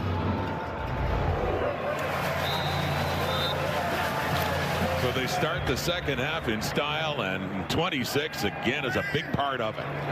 Point after try coming up here to make it a 35-7 Calgary lead. The Stampeders, and that one is good. Playing like a team that has something at stake right now. Looking for that 10th win. Talk about that post-touchdown dance. Quarterbacks can dance, receivers can dance. Look at VA going. Offensive line. Oh, sure they can. Dancing into the playoffs. Starting off the second half with another touchdown drive of the Calgary Stampeders, and again suits Dedrick Mills. Certainly made a contribution. Yeah, the offensive line is doing its job in a couple of ways. One is blocking for Mills, who just keeps racking up the yards, but also giving VA so much time. I don't think he's even moved in the pocket or had to. Maybe the one rollout where he got outside of Dozier, but other than that, he's standing back there just slinging it. And they just keep adding to the total, and the lead, and a flag is out in the kickoff. And that's Deontay McMahon in the return. Flag out before, another flag coming out. 35-7 of the lead. And we're getting ready for Tucker Horn, who did get in a little bit after Jared Dagey was removed by the concussion spotter last week in Saskatchewan. 4 for 5 for 35 yards in that game. That's his body of work in the CFL. He's going to get more work now, it would appear, in the balance of this game. Well, he hasn't had 9,000 yards passing in the CFL, but he, no. has at Trinity. And yeah, he racked up some big numbers at Trinity University. Div 3 school, but doesn't matter. I mean, 9,000 yards is a lot of yards. A lot of good quarterbacks that come out of Division 3 schools, too. No question. But this is just to give him a little taste of... There were 2 fouls on the previous play. Offside, Calgary, number 77. During the return, holding, Toronto, number 0. We're going to re-kick. So offside on the kickoff, they'll have to redo it. But yeah, 9,000 yards passing. Great touchdown interception ratio. Like, great. Yeah. Well, we talked about Trinity University in San Antonio, Texas, and have a look and talk about the numbers too. 97 touchdown passes, 17 interceptions. That's it. Yeah, 68%, which was a school record when he left.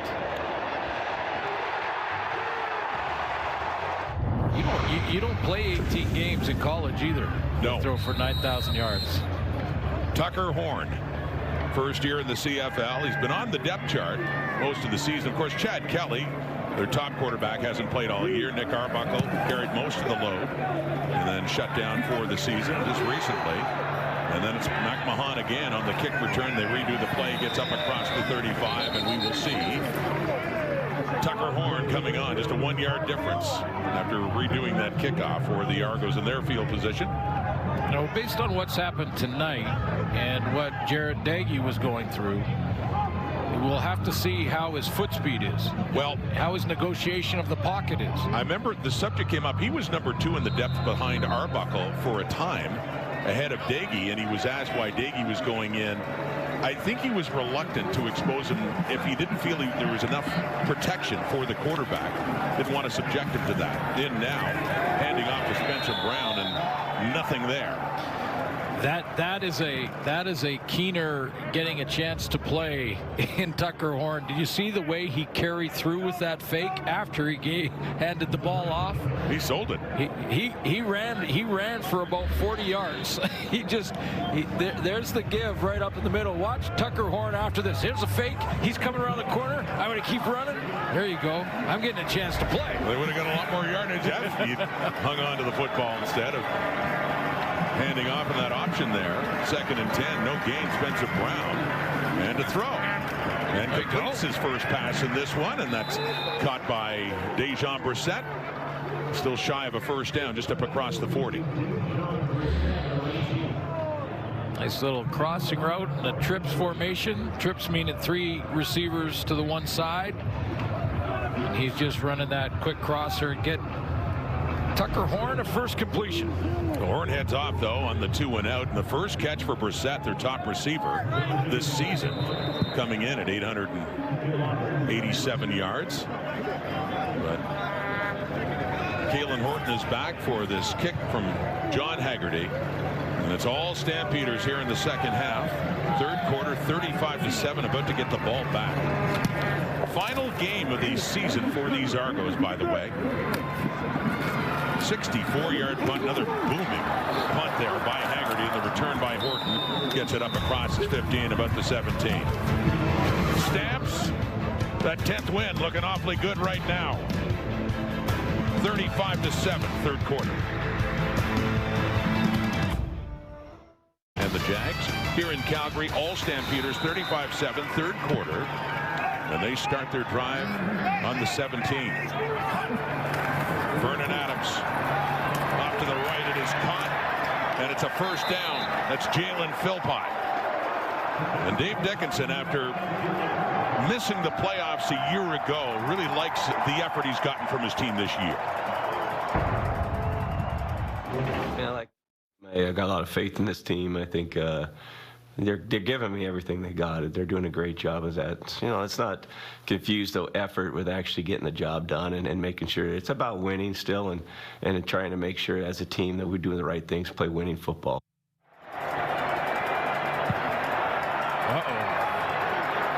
We got a rabbit on the field. And a jackrabbit. Better be careful. Get on the play. Careful of that rabbit. One of the greatest calls in CFL and TSN history was done by Glenn Suter years ago when he called that rabbit, along with Chris Cuthbert, as it headed right down, and then you gave it a big yahoo as the jackrabbit did a little spin celebration crossing the goal line. Oh, he did a flip as he crossed the goal line. Yeah. In that one, I don't even know how many years ago that was. Horse doesn't flinch. I was just going to say, Quick Six is not impressed. Yeah, as that jackrabbit has gone off into the Calgary night. He looked at the scoreboard, as John Hines tells us, our producer. Stampeders don't need me. Second and 8, and they get to VA. Aaron Casey coming in, and yes, finally some pressure from the Argos defensive front as Aaron Casey picks up a sack.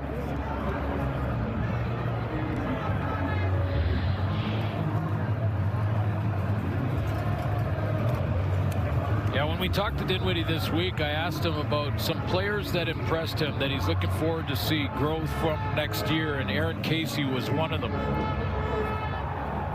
First 5 games playing defense, where he was actually getting some defensive reps, 4 sacks. And he said he's been impressive for a young guy.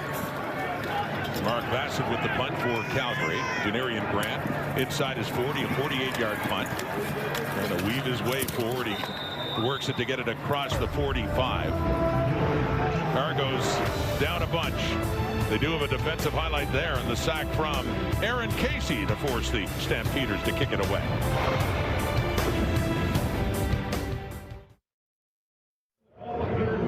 This is Toronto center Peter Nicastro. Now, he's an Argo, has been since being drafted, but he's a Calgary kid. Calgary football coming up, and his dad faithfully comes to his games. In fact, John Nicastro, there's Pops. He has not missed any of Peter's games at all levels of football, including the ones in Toronto, when they're on the road in other cities, has a tailgate party before every Stampeders game, and dedicated and proud, I'm sure, of watching his son's CFL career. Well, we talked about Peter with Coach Dinwiddie,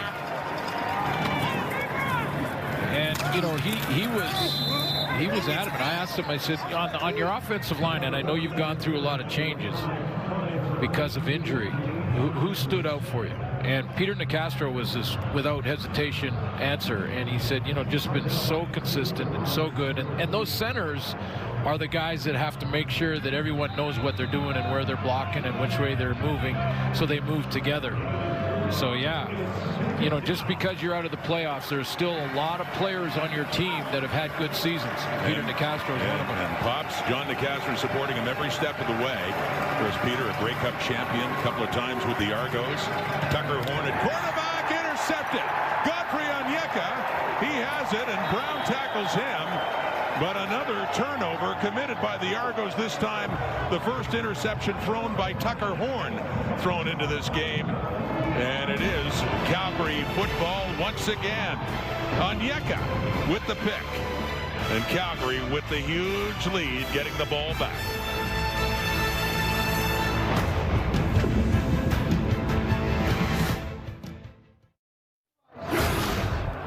Updated rushing total for Dedrick Mills this season. It has been over a decade since a Stampeder running back has hit this level. Let's go back to Tom.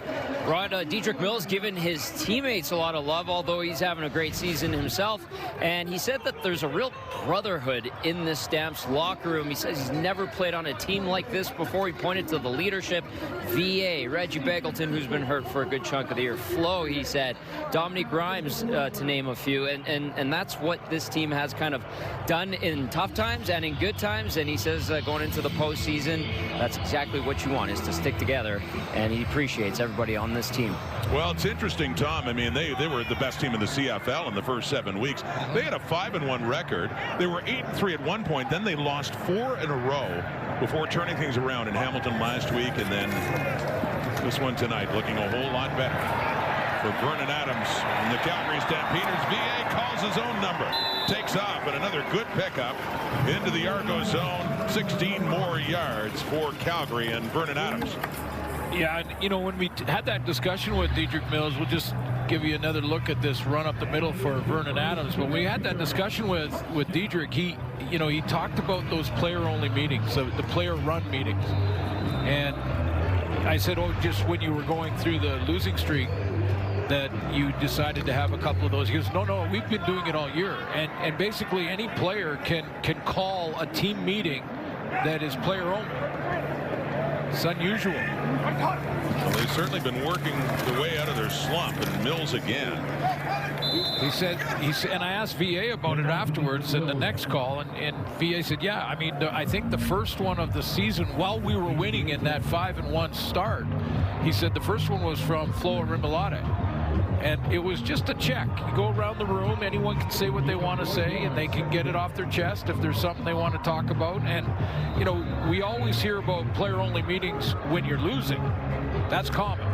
But not all the way through the season. And a lot of different players have stepped up and taken the lead in those meetings. Good veteran presence on that Stampeder team, making a difference, whether they're playing right now or not. There's Adams running around, and bring up a point you had been talking about earlier. It's 35-7. I know it's third quarter, but how much longer are you going to keep Vernon Adams in this game? Yeah, I may have done it earlier than now, but I was thinking of it about 5 to 7 minutes ago on the clock, on the game clock, which is about a half an hour. But you see his right leg got rolled on a little bit. Now he's going to shake that off. Who knows? That might be it. They have Joshua Love, the number 2 on the depth, and then Quincy Vaughn. So it's close enough for a field goal try for Rene Paredes. This will be about a 48-yard attempt. His season high is 53. 35 of 43, just over 81% this year, and he pushed that through, and it's 38-7, and that much more of a reason why you, with a 31-point lead, you may want to sit your star quarterback the rest of the way. So we can tell you the final week of the CFL regular season definitely means something here. For the Hamilton Tiger Cats, who still haven't wrapped up first in the East, they can do it if they get a win over the Ottawa Red Blacks. And then the Stamps visit Edmonton. And the Elks are out now.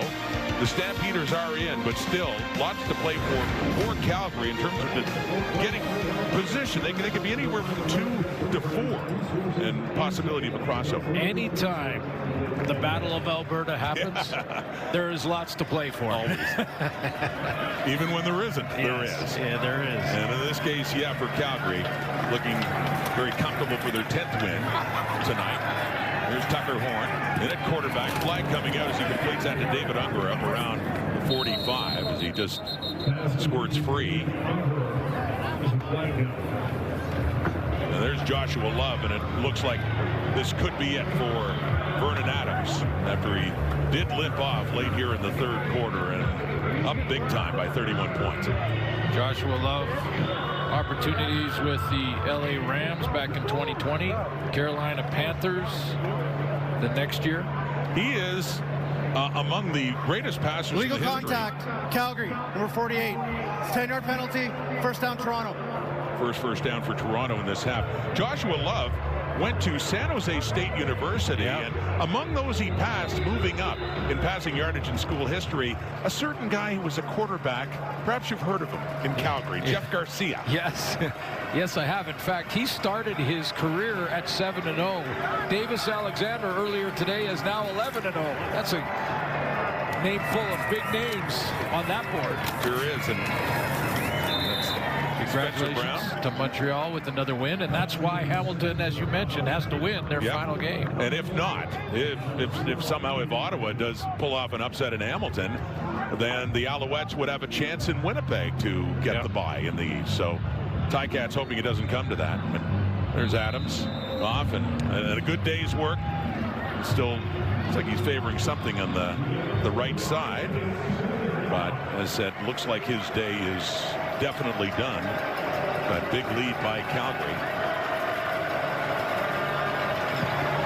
Adams 12 of 14 for 213 and 3 touchdown passes. They ran the ball so well.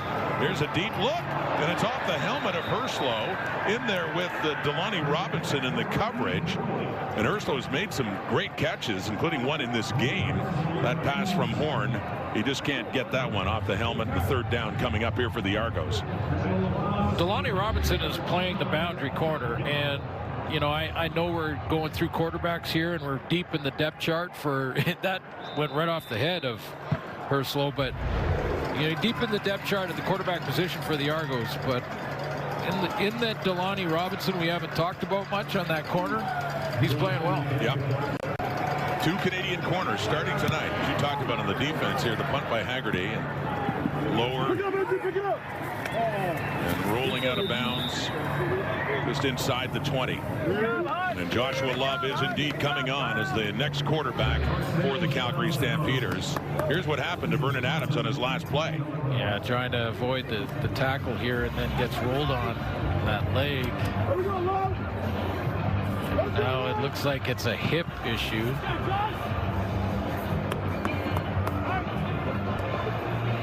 Just hope that Coach Dickinson didn't wait one play too many to make this change. So it's Joshua Love getting his taste of CFL action now. We need quarterback for Calgary, as mentioned, out of San Jose State. And it was Jeff Garcia, the former Stampeder, later went to the NFL, the most successful quarterback in the history of that school at San Jose State. Love looking to throw, under pressure, completes it too. He snaps it in there to Jalen Philpott, and a first down on his first pass.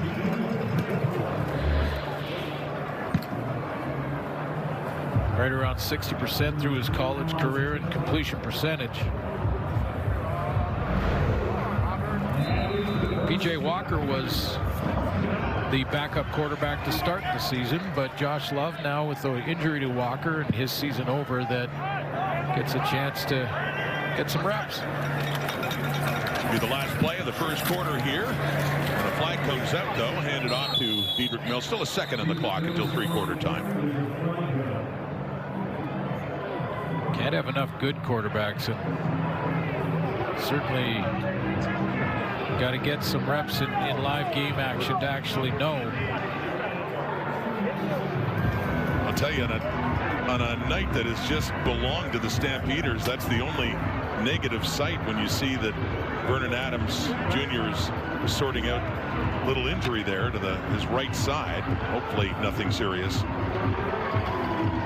And I think regardless would have been around the time that Dave Dickinson would have been looking to make a change with them leading by 31 points. Yeah, I mean, you know, when you look at the point and just how this game has gone, and just, I mean, like I mentioned at the end of the first half, there's one team that's in the playoffs. Illegal low block, Calgary, number 19. It's a 10-yard penalty. Repeat first down. That's fighting for home field in the playoffs, and then there's a team that's out, and you can tell clearly in this game which are the two teams. And you know, so based on that alone too, and you get that first drive score again early in the third quarter. I mean, there has been some miraculous comebacks, but not tonight. Certainly can't see it tonight. Love throwing again.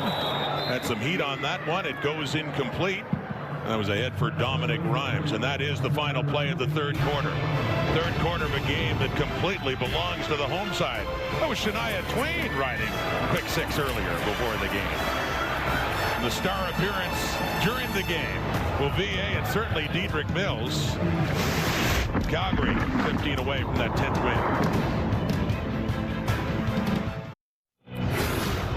We are through three quarters here at McMahon Stadium in Calgary. All Stampeders right from the get-go with the pick six by Adrian Green. But I guess now the only concern heading into the final 15 minutes, Suits, would be the health of Vernon Adams, who's out of this game. Yeah, it really brings up that conversation as to when you can't change your playoff positioning, and the Stampeders could in this game, as we talked about for home field. But if you can't, like Saskatchewan's situation, do you play your star quarterbacks, and if you do, how long do you play them? And it's, you know, my opinion on it. Yeah. And that differs from a lot of people. There's a lot of coaches that are worried about rust, you know. And I talked to Scott Milanovich in Hamilton about this, and if they did clinch last week before their bye week, would he rest everybody? And he said no, because it would be too long.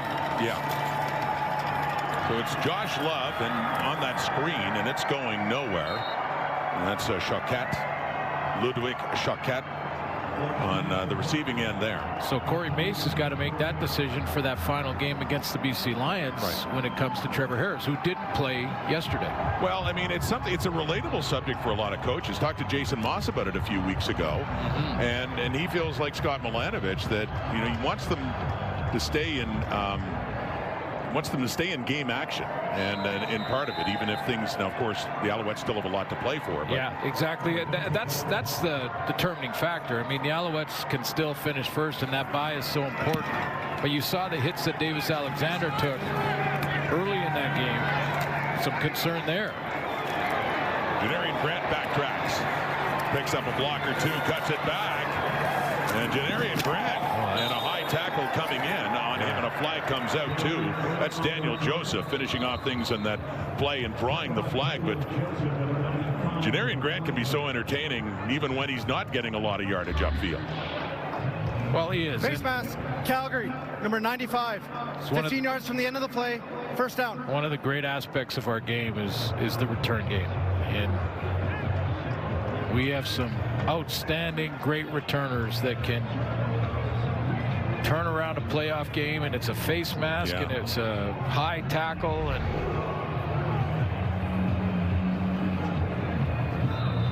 Coach Dickinson over there just to remind him, just good hustle, just get your target area down lower.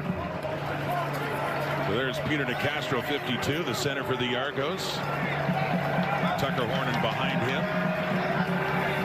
They have good field position here now after the penalty. And on that hitch to Kevin Mittal, and he just can't break free of that tackle by the safety Bailey Devine Scott.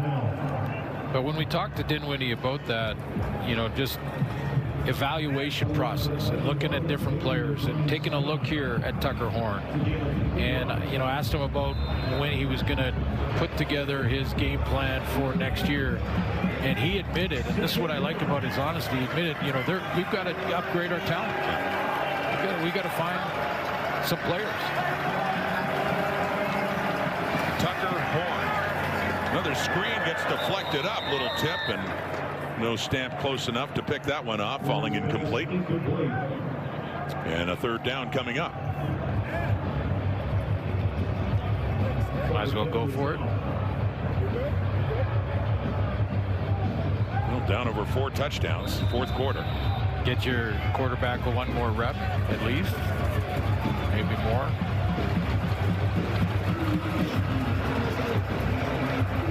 But you're right about the Argos and all the change.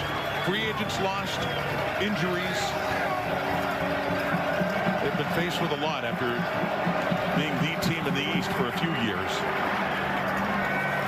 End zone look, no, incomplete. On the third down, they'll turn it over on downs intended there for Mackay Polk. Turning it over for a third time. Calgary takes over. Not close enough for Polk.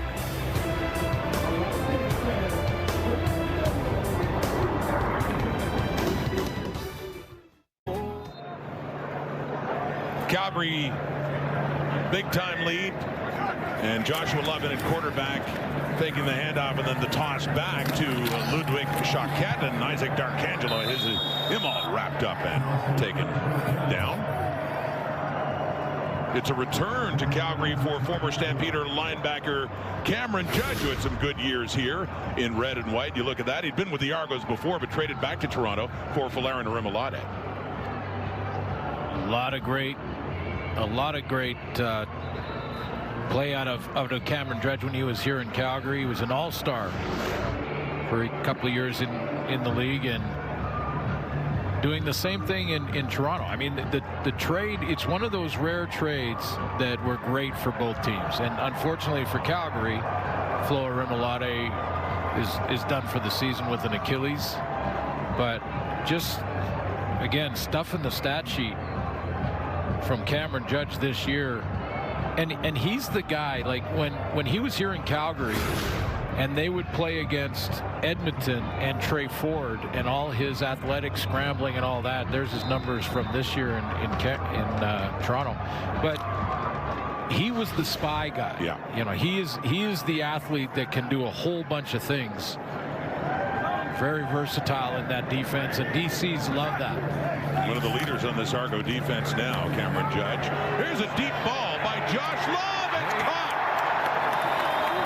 How about that? Jalen Philpott has Love coming on for Vernon Adams and airs it out for a big play. How about that throw?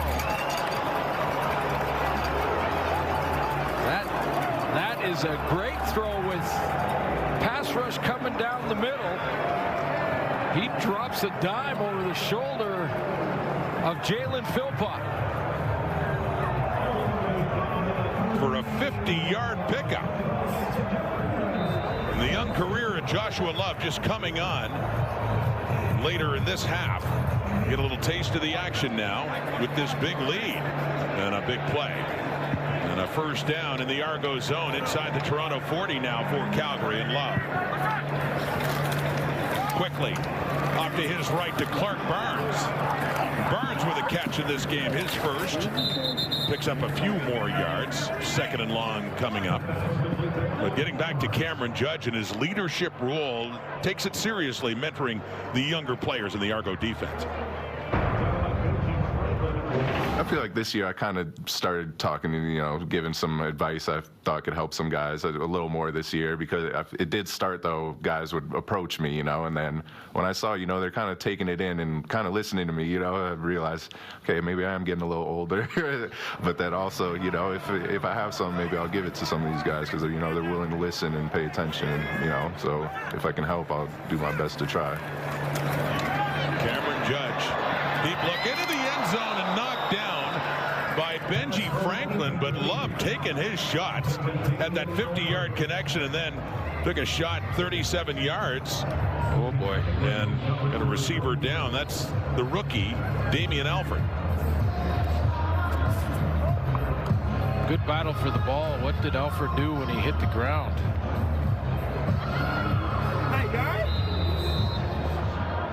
But yeah, I mean, when you're talking, if you're a young player in Toronto right now, you are listening to Cameron Judge and his advice.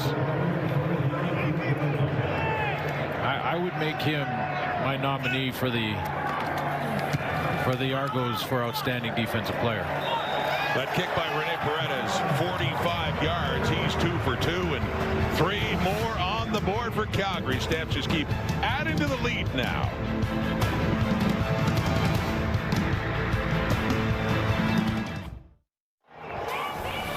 Tangerine Raptors basketball on TSN right around the corner. Get ready. It all begins Friday. Milwaukee Bucks play the Raptors. That's at 7 Eastern, 4 Pacific. New season in the NBA is coming up on TSN.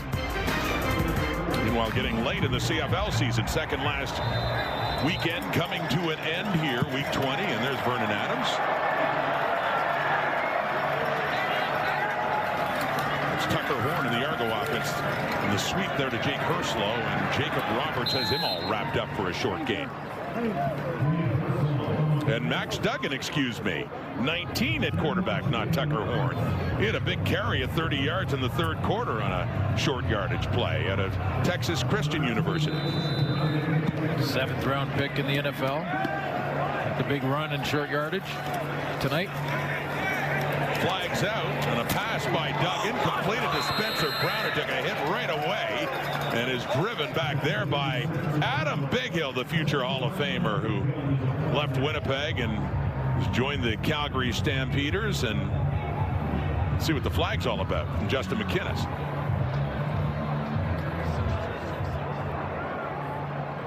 Holding Toronto, number 51. It's a 10-yard penalty. Repeat, second down.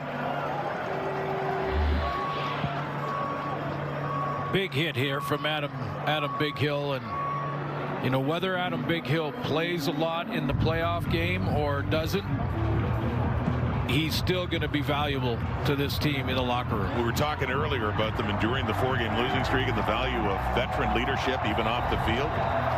He could certainly make a difference. Been there, done that. Yeah. For Adam Bighill, so always helps to validate your working process. So Max Duggan in at quarterback now. Third quarterback used by the Argos in this game. Throwing and goes back to Spencer Brown, and that is complete underneath. But Adam Bighill starting his career with the BC Lions. Some great years there. Won a Grey Cup in 2011. And of course, what he did helping out the Winnipeg Blue Bombers and their back-to-back titles. And what a career he's had, and he's got the numbers to show for it. Just a few tackles in his career. Almost 1,000 tackles. His former coach, Michael O'Shea, second on that list. But, you know, what the veterans that have been there and won cups do for a locker room, especially for the young guys, when you're working, you're never sure if you're doing enough. Are you doing it right? And that's blocked. It is. Haggerty's punt is blocked. Calgary football, and Adam Bighill takes it. So it was blocked, and it actually did advance over the line of scrimmage. A flag is down for no yards, presumably, as Adam Bighill, the punt returner, gets a little bit of work there. You could see that heat coming in on John Haggerty. No yards, Toronto, number 36. 5 yards from the end of the play. First down, Calgary. Haggerty. Blocked. It still advances and into the hands of Adam Bighill. Brady Breeze.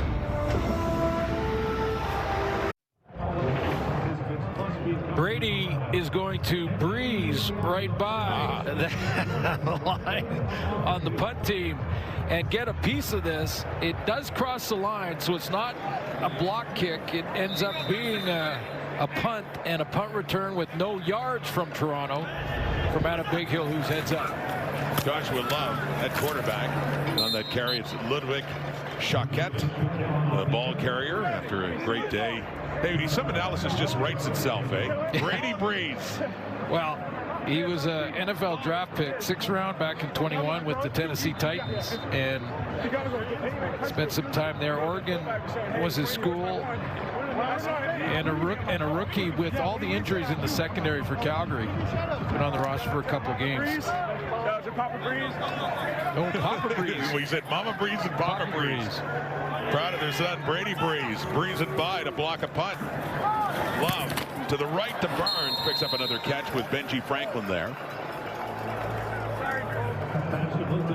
and you know, really valuable reps for Josh Love. I mean, this is their backup right now, and knock on wood, should something happen in the first quarter of a playoff game, you need your backup to go and win the game for you. Yeah, small sample size, but he's not afraid to sling it. No, and they're valuable. You get out there, the lights are on, it's a real game, you know, and it's not a preseason game, which is completely different with different personnel. These are starters against starters. Paredes racking up the field goals all of a sudden this season. Yeah, he went over 600 and recently passed Troy Westwood in the all-time list. Moving up that one, gets another 3 there, 44-7. I think we can hand this one to the Calgary Stampeders. A butt-kicking chicken. Yeah. Haven't seen many of these this true year, enough. but yeah. So 10-7, along with BC winning last night over Edmonton. So with Winnipeg winning at 9-8, right now they stand in 4th. They're all guaranteed playoff spots after the Elks lost. But we go into the final weekend, and even for the Bombers, got some possibilities here if there's a 3-way tie. But for Winnipeg, it would take both the Stampeders and the Lions to lose next week for that possibility. The games matter next week. That's your bottom line, Max Duggan. Well, and how much did Corey Mays watching this game tonight? You know, if he got through last game, and Trevor Harris didn't even play in that game. They rested a lot of players. Yeah, AJ Ouellette was another one, and if he was thinking coming out, you know, I should get him half a game or a quarter in that final game of the regular season, just to be a little bit sharper going into the playoff game, because we got a bye, so a week off, and then saw Vernon Adams in this game get the hip a little bit. Maybe that changes the thinking. I mean, well, those are the questions. And I tell you how Trevor Harris would feel about that kind of thing. Well, but I mean, the players want to play. Yeah, right? You can't ask them. Don't ask the player. Because I guarantee you, it doesn't matter. He's going to say, no, I want to play. So and put me on the special teams and whatever. Yeah. But you know, it's different philosophies. For me, I'd rather have rest and if there's a little rust in a drive or two, fine. We'll work our way through that. Hopefully, if our D, you know, keeps us in it. If it's an offensive guy, you're resting. But I just, you know, Mark Trestman would rest Anthony Calvillo. He was big on that. And it looks like VA is going to be okay, although he's not walking completely smoothly there. Still favoring it a little bit, but these two head coaches tonight can both relate. 2016 Calgary Stampeders had about 4 or 5 weeks that they had clinched the whole rest versus rust argument for Dave Dickinson and his first year's head coach. Ryan Dinwiddie was on that staff, and it was just a couple of years ago when they went 16-2, Dinwiddie and the Argos, they still had a third of the season to go, and they'd already clinched first place, and that was a difficult decision in terms of who you rest and who you let play, and obviously that amount of time, you got to play some. Well, when you're talking about other players, I mean, it's a different conversation for a lot of the other players, because whether it's an AJ Ouellette or whomever, or even a Dedrick Mills, when it's them, you don't have very many options. I mean, there's the Canadian ratio you're dealing with. It's limited rosters. There's only 42 on the roster. You've got to, you know, you've only got so many players, and there's injuries that you're talking about. Unless a player is really nicked up and could use that extra week or two rest, like the receivers in Saskatchewan, Keyshawn Johnson. Right. So it'll be interesting to see what they decide. And as said, though, the exception of Saskatchewan, there is something to play for. Obviously, Edmonton out now, but for the other 3, for Calgary, for BC, for Winnipeg, there is something to play for. Yeah, for sure. So you go with your guys when there is. But how long if it's a score like this? Right. Yeah, you know, that's the thing. And you can't play trying not to get injured. Yeah. You can't do that. You know, because that's exactly when you will get trying to protect yourself. Well, hopefully nothing bad for Vernon Adams. Still a little bit of a limp, but my goodness, here's Paredes again coming out trying another one. Suddenly looking to rack up the field goals after a quieter first half. We'll try 50 yards away, and that time he misses off to his right. Janarian Grant bringing it out. 3.5 minutes to go. Grant taken down at the 5. Gillon Thomas in on that tackle, and the first miss for Rene Paredes. Now 3 for 4.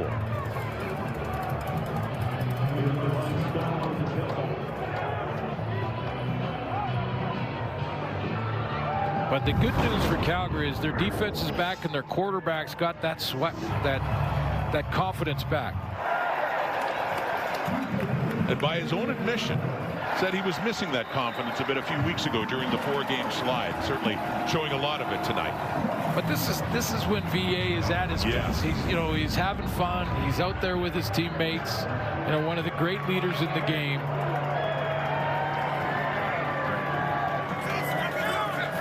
He's going to get his 10 wins, goal number 2 accomplished. As Tom mentioned in the first half, goal 1 for VA was 10 wins. Yeah. And they were talking this as a team with him. Goal 1, 10 wins, got that with this win. Goal 2, make the playoffs. Had that just before this game started because of the Edmonton loss. So they knew they were in the playoffs, and now the third goal is a championship. I'm sure he'd love another shot at the BC Lions, too. Yeah, you think? Yeah, absolutely. Vernon Adams Jr. Calgary's playoff bound. We already knew that, but where will they finish? So they have a chance to get back here at McMahon to host a playoff game. Max Duggan, quarterback for the Argos, and just takes off as time winding down. 3-minute warning is issued now. Final 3 minutes or less for the Argos this season. Calgary Stampeders looking to lock up that 10th win.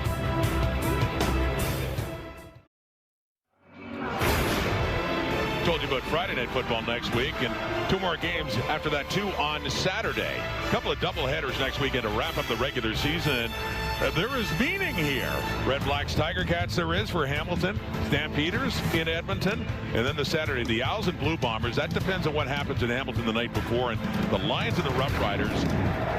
BC, Calgary, and Winnipeg have all made the playoffs, but they got to figure out who gets to host that West semifinal. Who's going to be crossing over to either Montreal or Hamilton? There could be a scenario where Winnipeg crosses over, goes back. Here we go. Go ahead. Plays against Saskatchewan. Yeah. Now, I'm not sure how they'll do the locker room thing if that scenario unfolded. Cross that bridge when you come to it, but if they had to get moved out of their home locker room because they went through the East, that would be interesting. Well, I'll tell you what, right now, the way things have been for the Bombers and the uncertainty, the Riders they're 1 win away from getting to Winnipeg. But I think a Bomber fan, even if their team had to use the visitors' dressing room, would take it right now. They had to cross over, and imagine that. Those 2 teams met in the 07 Grey Cup in Toronto. And so they have met in the Grey Cup before, but that's, what we'll call it. Well, it's less of a possibility, I would say, but it's still one of many possibilities here heading into the playoffs. And how about BC? And how hot they are. They are 5 wins in a row and looking great, and they finished their regular season in Saskatchewan next week. And when I think of BC, I think that this will be the week coming up that the ballots come out. Yeah. I'm sure you're voting. I don't vote till the second round after the nominees from the teams are decided from the local media. But it's the All-Star teams, the most outstanding player award nominees from each team. I still think that would be a change that I would be okay with. Yeah. Which would be instead of a nominee from each division. Yeah, instead of nominees from the division, just the top. If you're looking at MOP, it's the top 3 guys in the league. It doesn't matter what division. Right. I think with the divisional discussion shouldn't be part of the award discussion. But another time for another discussion, another day in the. But I'll tell you what, it's been a pretty good 3-year run for that guy in this team. My goodness. Now they're going to have to rebuild, and they're going to have Chad Kelly back next year. He's under contract. They will also have Nick Arbuckle back next year, who is also under contract. Interesting scenario looking ahead to 2026. Ryan Dinwiddie, who had been coaching in Calgary as the quarterback's coach for Dave Dickinson, flags out in that short yardage play under 2 minutes to go. But Dinwiddie got a chance to become a head coach out of the pandemic with the Argos at 21. They finished first in the East. They got knocked out by Hamilton in the East Final. The next year, they finished first, and they went to the Grey Cup, and they beat Winnipeg. The next year, they went 16-2, got upset by the Alouettes in the East Final. Then last year, returned the favor in Montreal after finishing second, and won the Grey Cup again. So 4 years heading into this season, 2 Grey Cup championships and sandwich in between, a tie for one of the greatest regular seasons in history. Well, I just look at those end results. I mean, 2 of the last 3 years, they're champions. Yeah. You know, and Offside, Calgary, number 90. 5-yard penalty, first down, Toronto. It's Kyle Wilson limping off now for the Stampeders and getting a little bit of help. And by the way, these are the defending Grey Cup champions not making the playoffs. And the last time it happened, it was the Toronto Argonauts, who won under Mark Trestman in 2017 over Calgary when Shania Twain did the halftime show. And it all comes full circle. It all comes full circle. She was here tonight. And the next year, they won only 4 games, missed the playoffs. And took a few years, but they brought in Dinwiddie and they came back, and they got some work to do to get back now, and they finish up the regular season. So Dietrich Mills has added to his lead in the rushing title. 1 week to go. The Argos have a bye the final week, so they're done after this game tonight. But Dietrich Mills will have that one more game against Edmonton. And it's now a 155-yard lead over James Butler, the BC Lions, heading into their final games. And A.J. Ouellette had been in the mix up until this, did not play, though, so didn't have a chance in Winnipeg last night to add to his totals. So to get back to your point, we're talking quarterbacks, but of other players, how many reps will he get with Saskatchewan when they've already clinched first in the West? Yeah, there's the updated numbers, and there's the lead that Dietrich Mills has. It's like he will be the guy to take the title this year, but that sort of leads me. We saw the great shot at Dietrich Mills and Vernon Adams standing together. There was a time when Vernon Adams, we were talking about the first third of the season as the early runaway leader for MOP. Now it's going to be an interesting decision. Dietrich Mills likely coming out of Calgary as a nominee. I would think so. Might be a quarterback at BC who gets a couple of votes too. Well, well, I think the front runners for MOP right now are Bo Levi Mitchell and Nathan Rourke. As great a season as Dietrich has had. Yeah. And as I say, credit to Bo, who's known well in these parts, of course. A lot of success with the Stampeders, but resurgent certainly with the Hamilton Tiger Cats in 2025. Well, both are very deserving, and this is always, when we get to this discussion, it's always like you don't, Oh, there he goes again. It's Hurdlin Herslow Part 2. Did it against Ottawa many weeks ago at a big hurdle, and another completion too for Max Duggan. Well, let's follow him and watch this play from Herslow. Saw that earlier. Goes on his out, and knowing that DBs are going to go low, he's got that down, doesn't he? I've been lobbying for a hurdle reel this year. Grey Cup week. Something to just maybe our panel can do that. Just go to reel. It seems like it's not seen this year. There've been more hurdles than we've seen in the CFL in a long time. Yeah. Calgary is challenging the previous play for offensive pass interference. Play will be reviewed. I guess you have to continue to respond as a coach or a player like it always matters, and do what you would do what you would normally do. But I think with this kind of lead, I'm not sure Dave Dickinson had to challenge this. Well, it also it looked like a bit of a push off. If he gets the OPI, it also negates the Herslow hurdle Part 2. Well, we still saw it. It still happened. Well, these guys, but they're so wired in, I mean, it's like, no, I'm coaching the way I would normally coach no matter what. And it looked like it was a bit of a push. It did look like a push-up. So that's why, it's a legitimate sort of, in any other circumstance, if it's a one-possession game, he's absolutely doing it. Well, if we do put together a hurdle reel, it still should be on it anyway. Yeah, we'll put it on. Yeah. Why let the facts get in the way of a good story? I don't think the facts matter in today's day and age anymore in a lot of ways. Get some good hang time, too. Yeah. He's up over top. First, I'm going to push you down, catch the ball, and then I'm going to jump over you. It was almost like the rabbit that went across the goal line. Justin McInnes, the referee, replay center, has had a review of the challenge.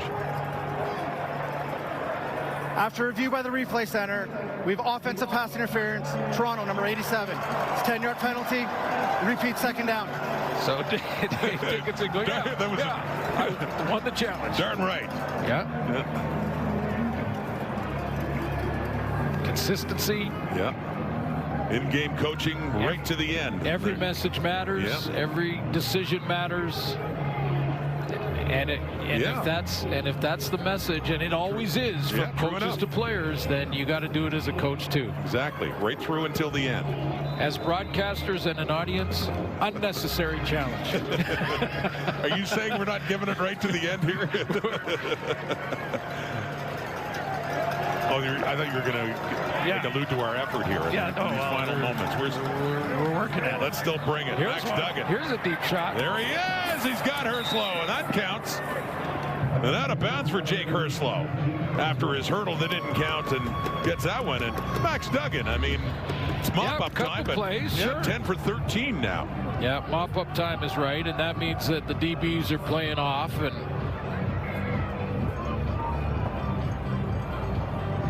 Dickinson goes, oh, okay. There you go. There you go. Took your other one away, but you got me there. All right. So was that an official Dave Dickinson smile, It too? looked like it. 44-7 was what you need to get a Dave Dickinson smile. You talk about the VA goals to make the playoffs. That was clinched last night. And they're getting their 10th win. There's Spencer Brown. And a nice tackle there by Micah Tights, product of the University of Calgary, to take Brown down. Herslow turns and immediately after the catch says, see, you challenged the last one. I'll just come back and do it again. He was talking to Dave Dickinson at the time. He did get a smile out of the Stampeders head coach, Dave Dickinson, there. And that 10th win is done officially soon, but Max Duggan still on the run. He had a big 30-yard run earlier in this half, but 39 seconds on the clock. Calgary Stampeders getting their 10th win, 10-7 record, so 2 straight wins after their 4-game slide, and they still have a chance to host a playoff game. BC Lions with the same record. Winnipeg, as said, could be in the mix if the Stamps and the Lions lose, although in a 3-way tie, that would be Calgary getting second place. Spencer Brown, and a touchdown for Toronto late in this game, right at the end.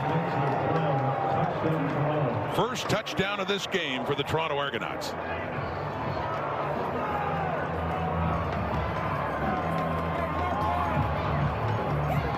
Yeah, one of those. What do we call it in the panel? Yards after beatdown. Yeah. Yards.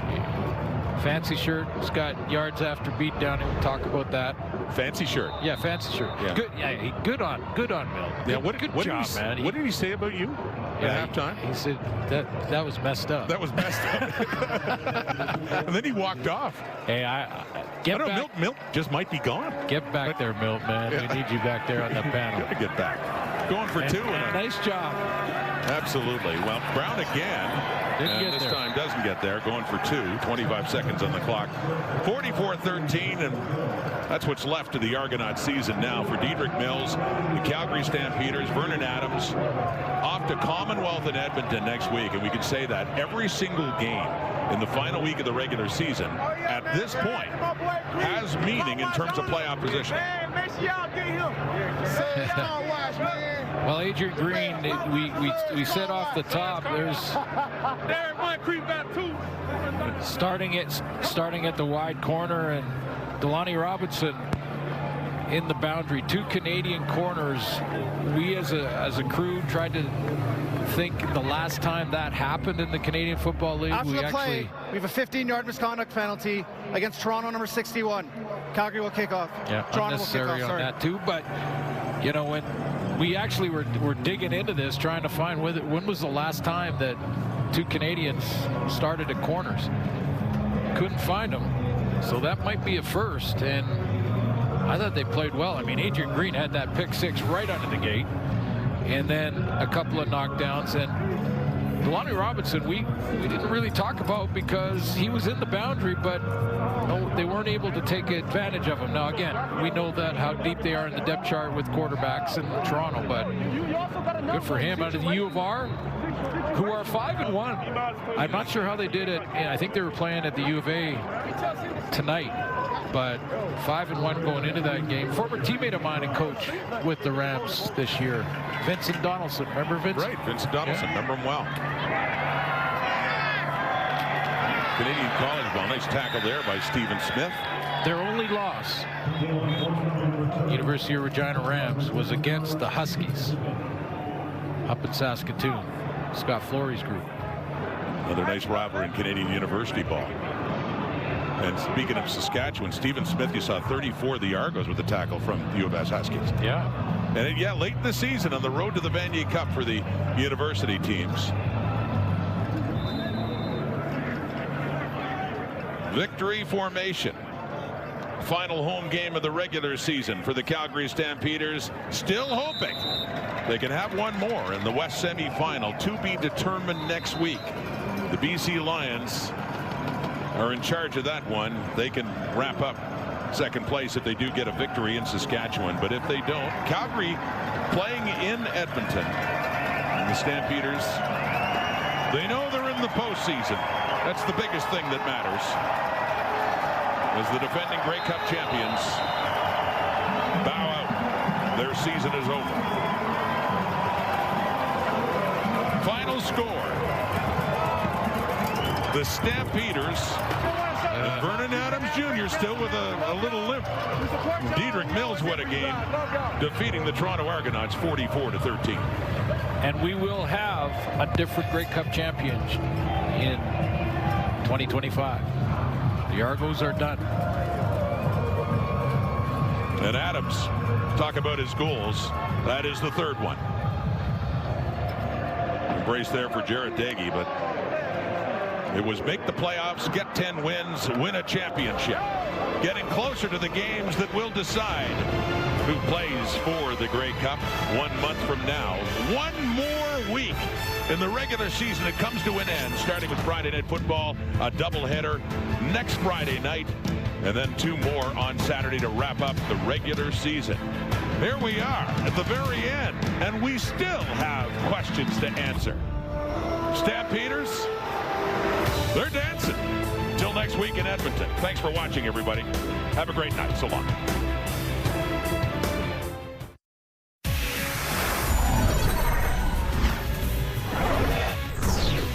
Come on in. Welcome to Sports Center. Jermaine Franklin, Wesley Cheng here with you, and we're going to start right where we left off. Argos Stamps and the CFL. Obviously, the Stamps still with a lot to play for. Yes, they're in the playoffs, but they want to make sure that they're not the crossover team. The Argos, on the other hand, yeah, their fate is already decided. A lot of guys playing for pride, perhaps jobs next year, but that's always tough when you're on the road in the thin air of Calgary. Yes, and sir. the Stamps are frothing at the mouth, West. Well, look, the Stamps, they're happy to be back in the playoffs. The Argos, not so much. 2 Grey Cups in the last 3 years, but it's not meant to be. We'll go straight to the game here. How about this? Shania Twain riding quick 6 before the game, the legendary singer on hand in Calgary, and the Stamps were looking to get off to a good start in front of Canadian royalty. To go for BC. Well, he evades the rush, and Adams down. Still going is Dominic Rhymes. 5 touchdown Stampeders. A 55-yard touchdown pass. Vernon Adams surpassed 20,000 career passing yards on the play. 14-3 Stamps early. It's the last game of the season for the Argos, down 21-6 in the second, and Jared Dagey gets tangled up with his own lineman, Brandon Kevin, just tosses the ball, originally ruled a fumble. It was overturned to an incompletion, but intentional grounding was called. Argos replace Dagey at halftime for Tucker Horn. Meanwhile, Dedrick Mills searching for the rushing title. He entered the day atop the list, already up over 100 yards in the game. With the Stamps up 28-7, he powers his way for the touchdown here. Mills gets himself some added cushion on his quest for the rushing title with a huge game against the Argos. And the Stamps are up 35-7. Then later in the quarter, Stamps with the ball again. But how about this? There's a rabbit that decides to interrupt play there, gets across the middle of the field. Mills, he runs for some more yards, watches quick six stare him down, send him back down the tunnel, and off she goes. Off she goes there. But look, They're supposed to be scared of us. They should, right? Stamps, they're out 28 late in the third quarter. Adams still in the game. He gets rolled up on this sack, appeared to be favoring his hip, and he was removed from the game after that. A concern for Calgary, the playoffs just 2 weeks away.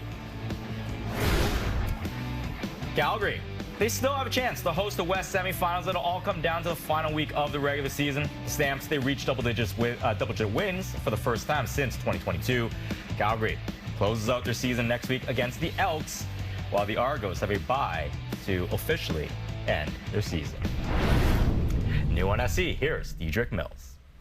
Dedrick, back-to-back wins for you guys. How good does this feel right now? Hey, man, I feel amazing, man. Just coming out here playing with my team, man, playing with this team as a unit, as one tonight, man. We just put it all together. I mean, like, it wasn't a perfect game. We still got a few things we can go in and fix and stuff, but, hey, man, it's a good win tonight. How important is trying to get home field in the playoffs next week against Edmonton? Oh, it's very important, man. That's what we're striving for. We're trying to win every game every game one at a time, and just trying to get it, trying to get home field advantage for sure. Appreciate the time, Dedrick. Thank you, my guy. Thank you. New on SC, here's Vernon Adams Jr. VA, going into this game, you talked about you wanted 10 wins on the season, you want to clinch a playoff berth. That was taken care of last night, but you do get that 10th win. What'd you like about tonight's performance? Yeah, man. Accomplished 2 goals tonight, man. All praise and honor to my Lord and Savior Jesus Christ, man. It's just great feeling, man. I want to send prayers up to anybody who got hurt, either team, man. But it feels great, man. We come out here, we play a good football game, and we got a good football team next week. We got to go into, you know what I'm saying? So I watch the film tonight or tomorrow, and let's clean some things up and let's get ready to go play a good football team. Hey, home field advantage in the playoffs is still in the mix for you guys, considering how tight things are in the West. How important do you think that'll be? Is that something that you guys think you're going to discuss this week? Yeah, we just have to handle our business. I know something else has to happen for that to happen, so we got to worry about us. You know what I'm saying? And that's it. Thanks, VA. Thank you. God bless. Go Stamps, y'all. Alouettes, Red Blacks. With a win, Montreal can move into a tie with Hamilton for first in the East, with the Ticats holding the tiebreaker. First quarter, Davis Alexander hit by Davion Taylor after he throws. Alexander favoring his right elbow, testing it out on the sideline, and he returned for the next drive, which is good news. On that drive, Alexander is hit on that same arm as he throws. Charleston Rambo is still able to make the catch. Alexander grabbing at his elbow, but stays in the game. Later in the drive, he hands it off to Stevie Scott, who gets in for the touchdown. His first of the season opens the scoring. Then on the Al's next drive, the elbow not bothering Alexander as he airs it out for Austin Mack. A gain of 44 yards. Shea Patterson rushed it in on the next play for the touchdown. The Owls up 13. Meanwhile, Tyree Adams making his second career start.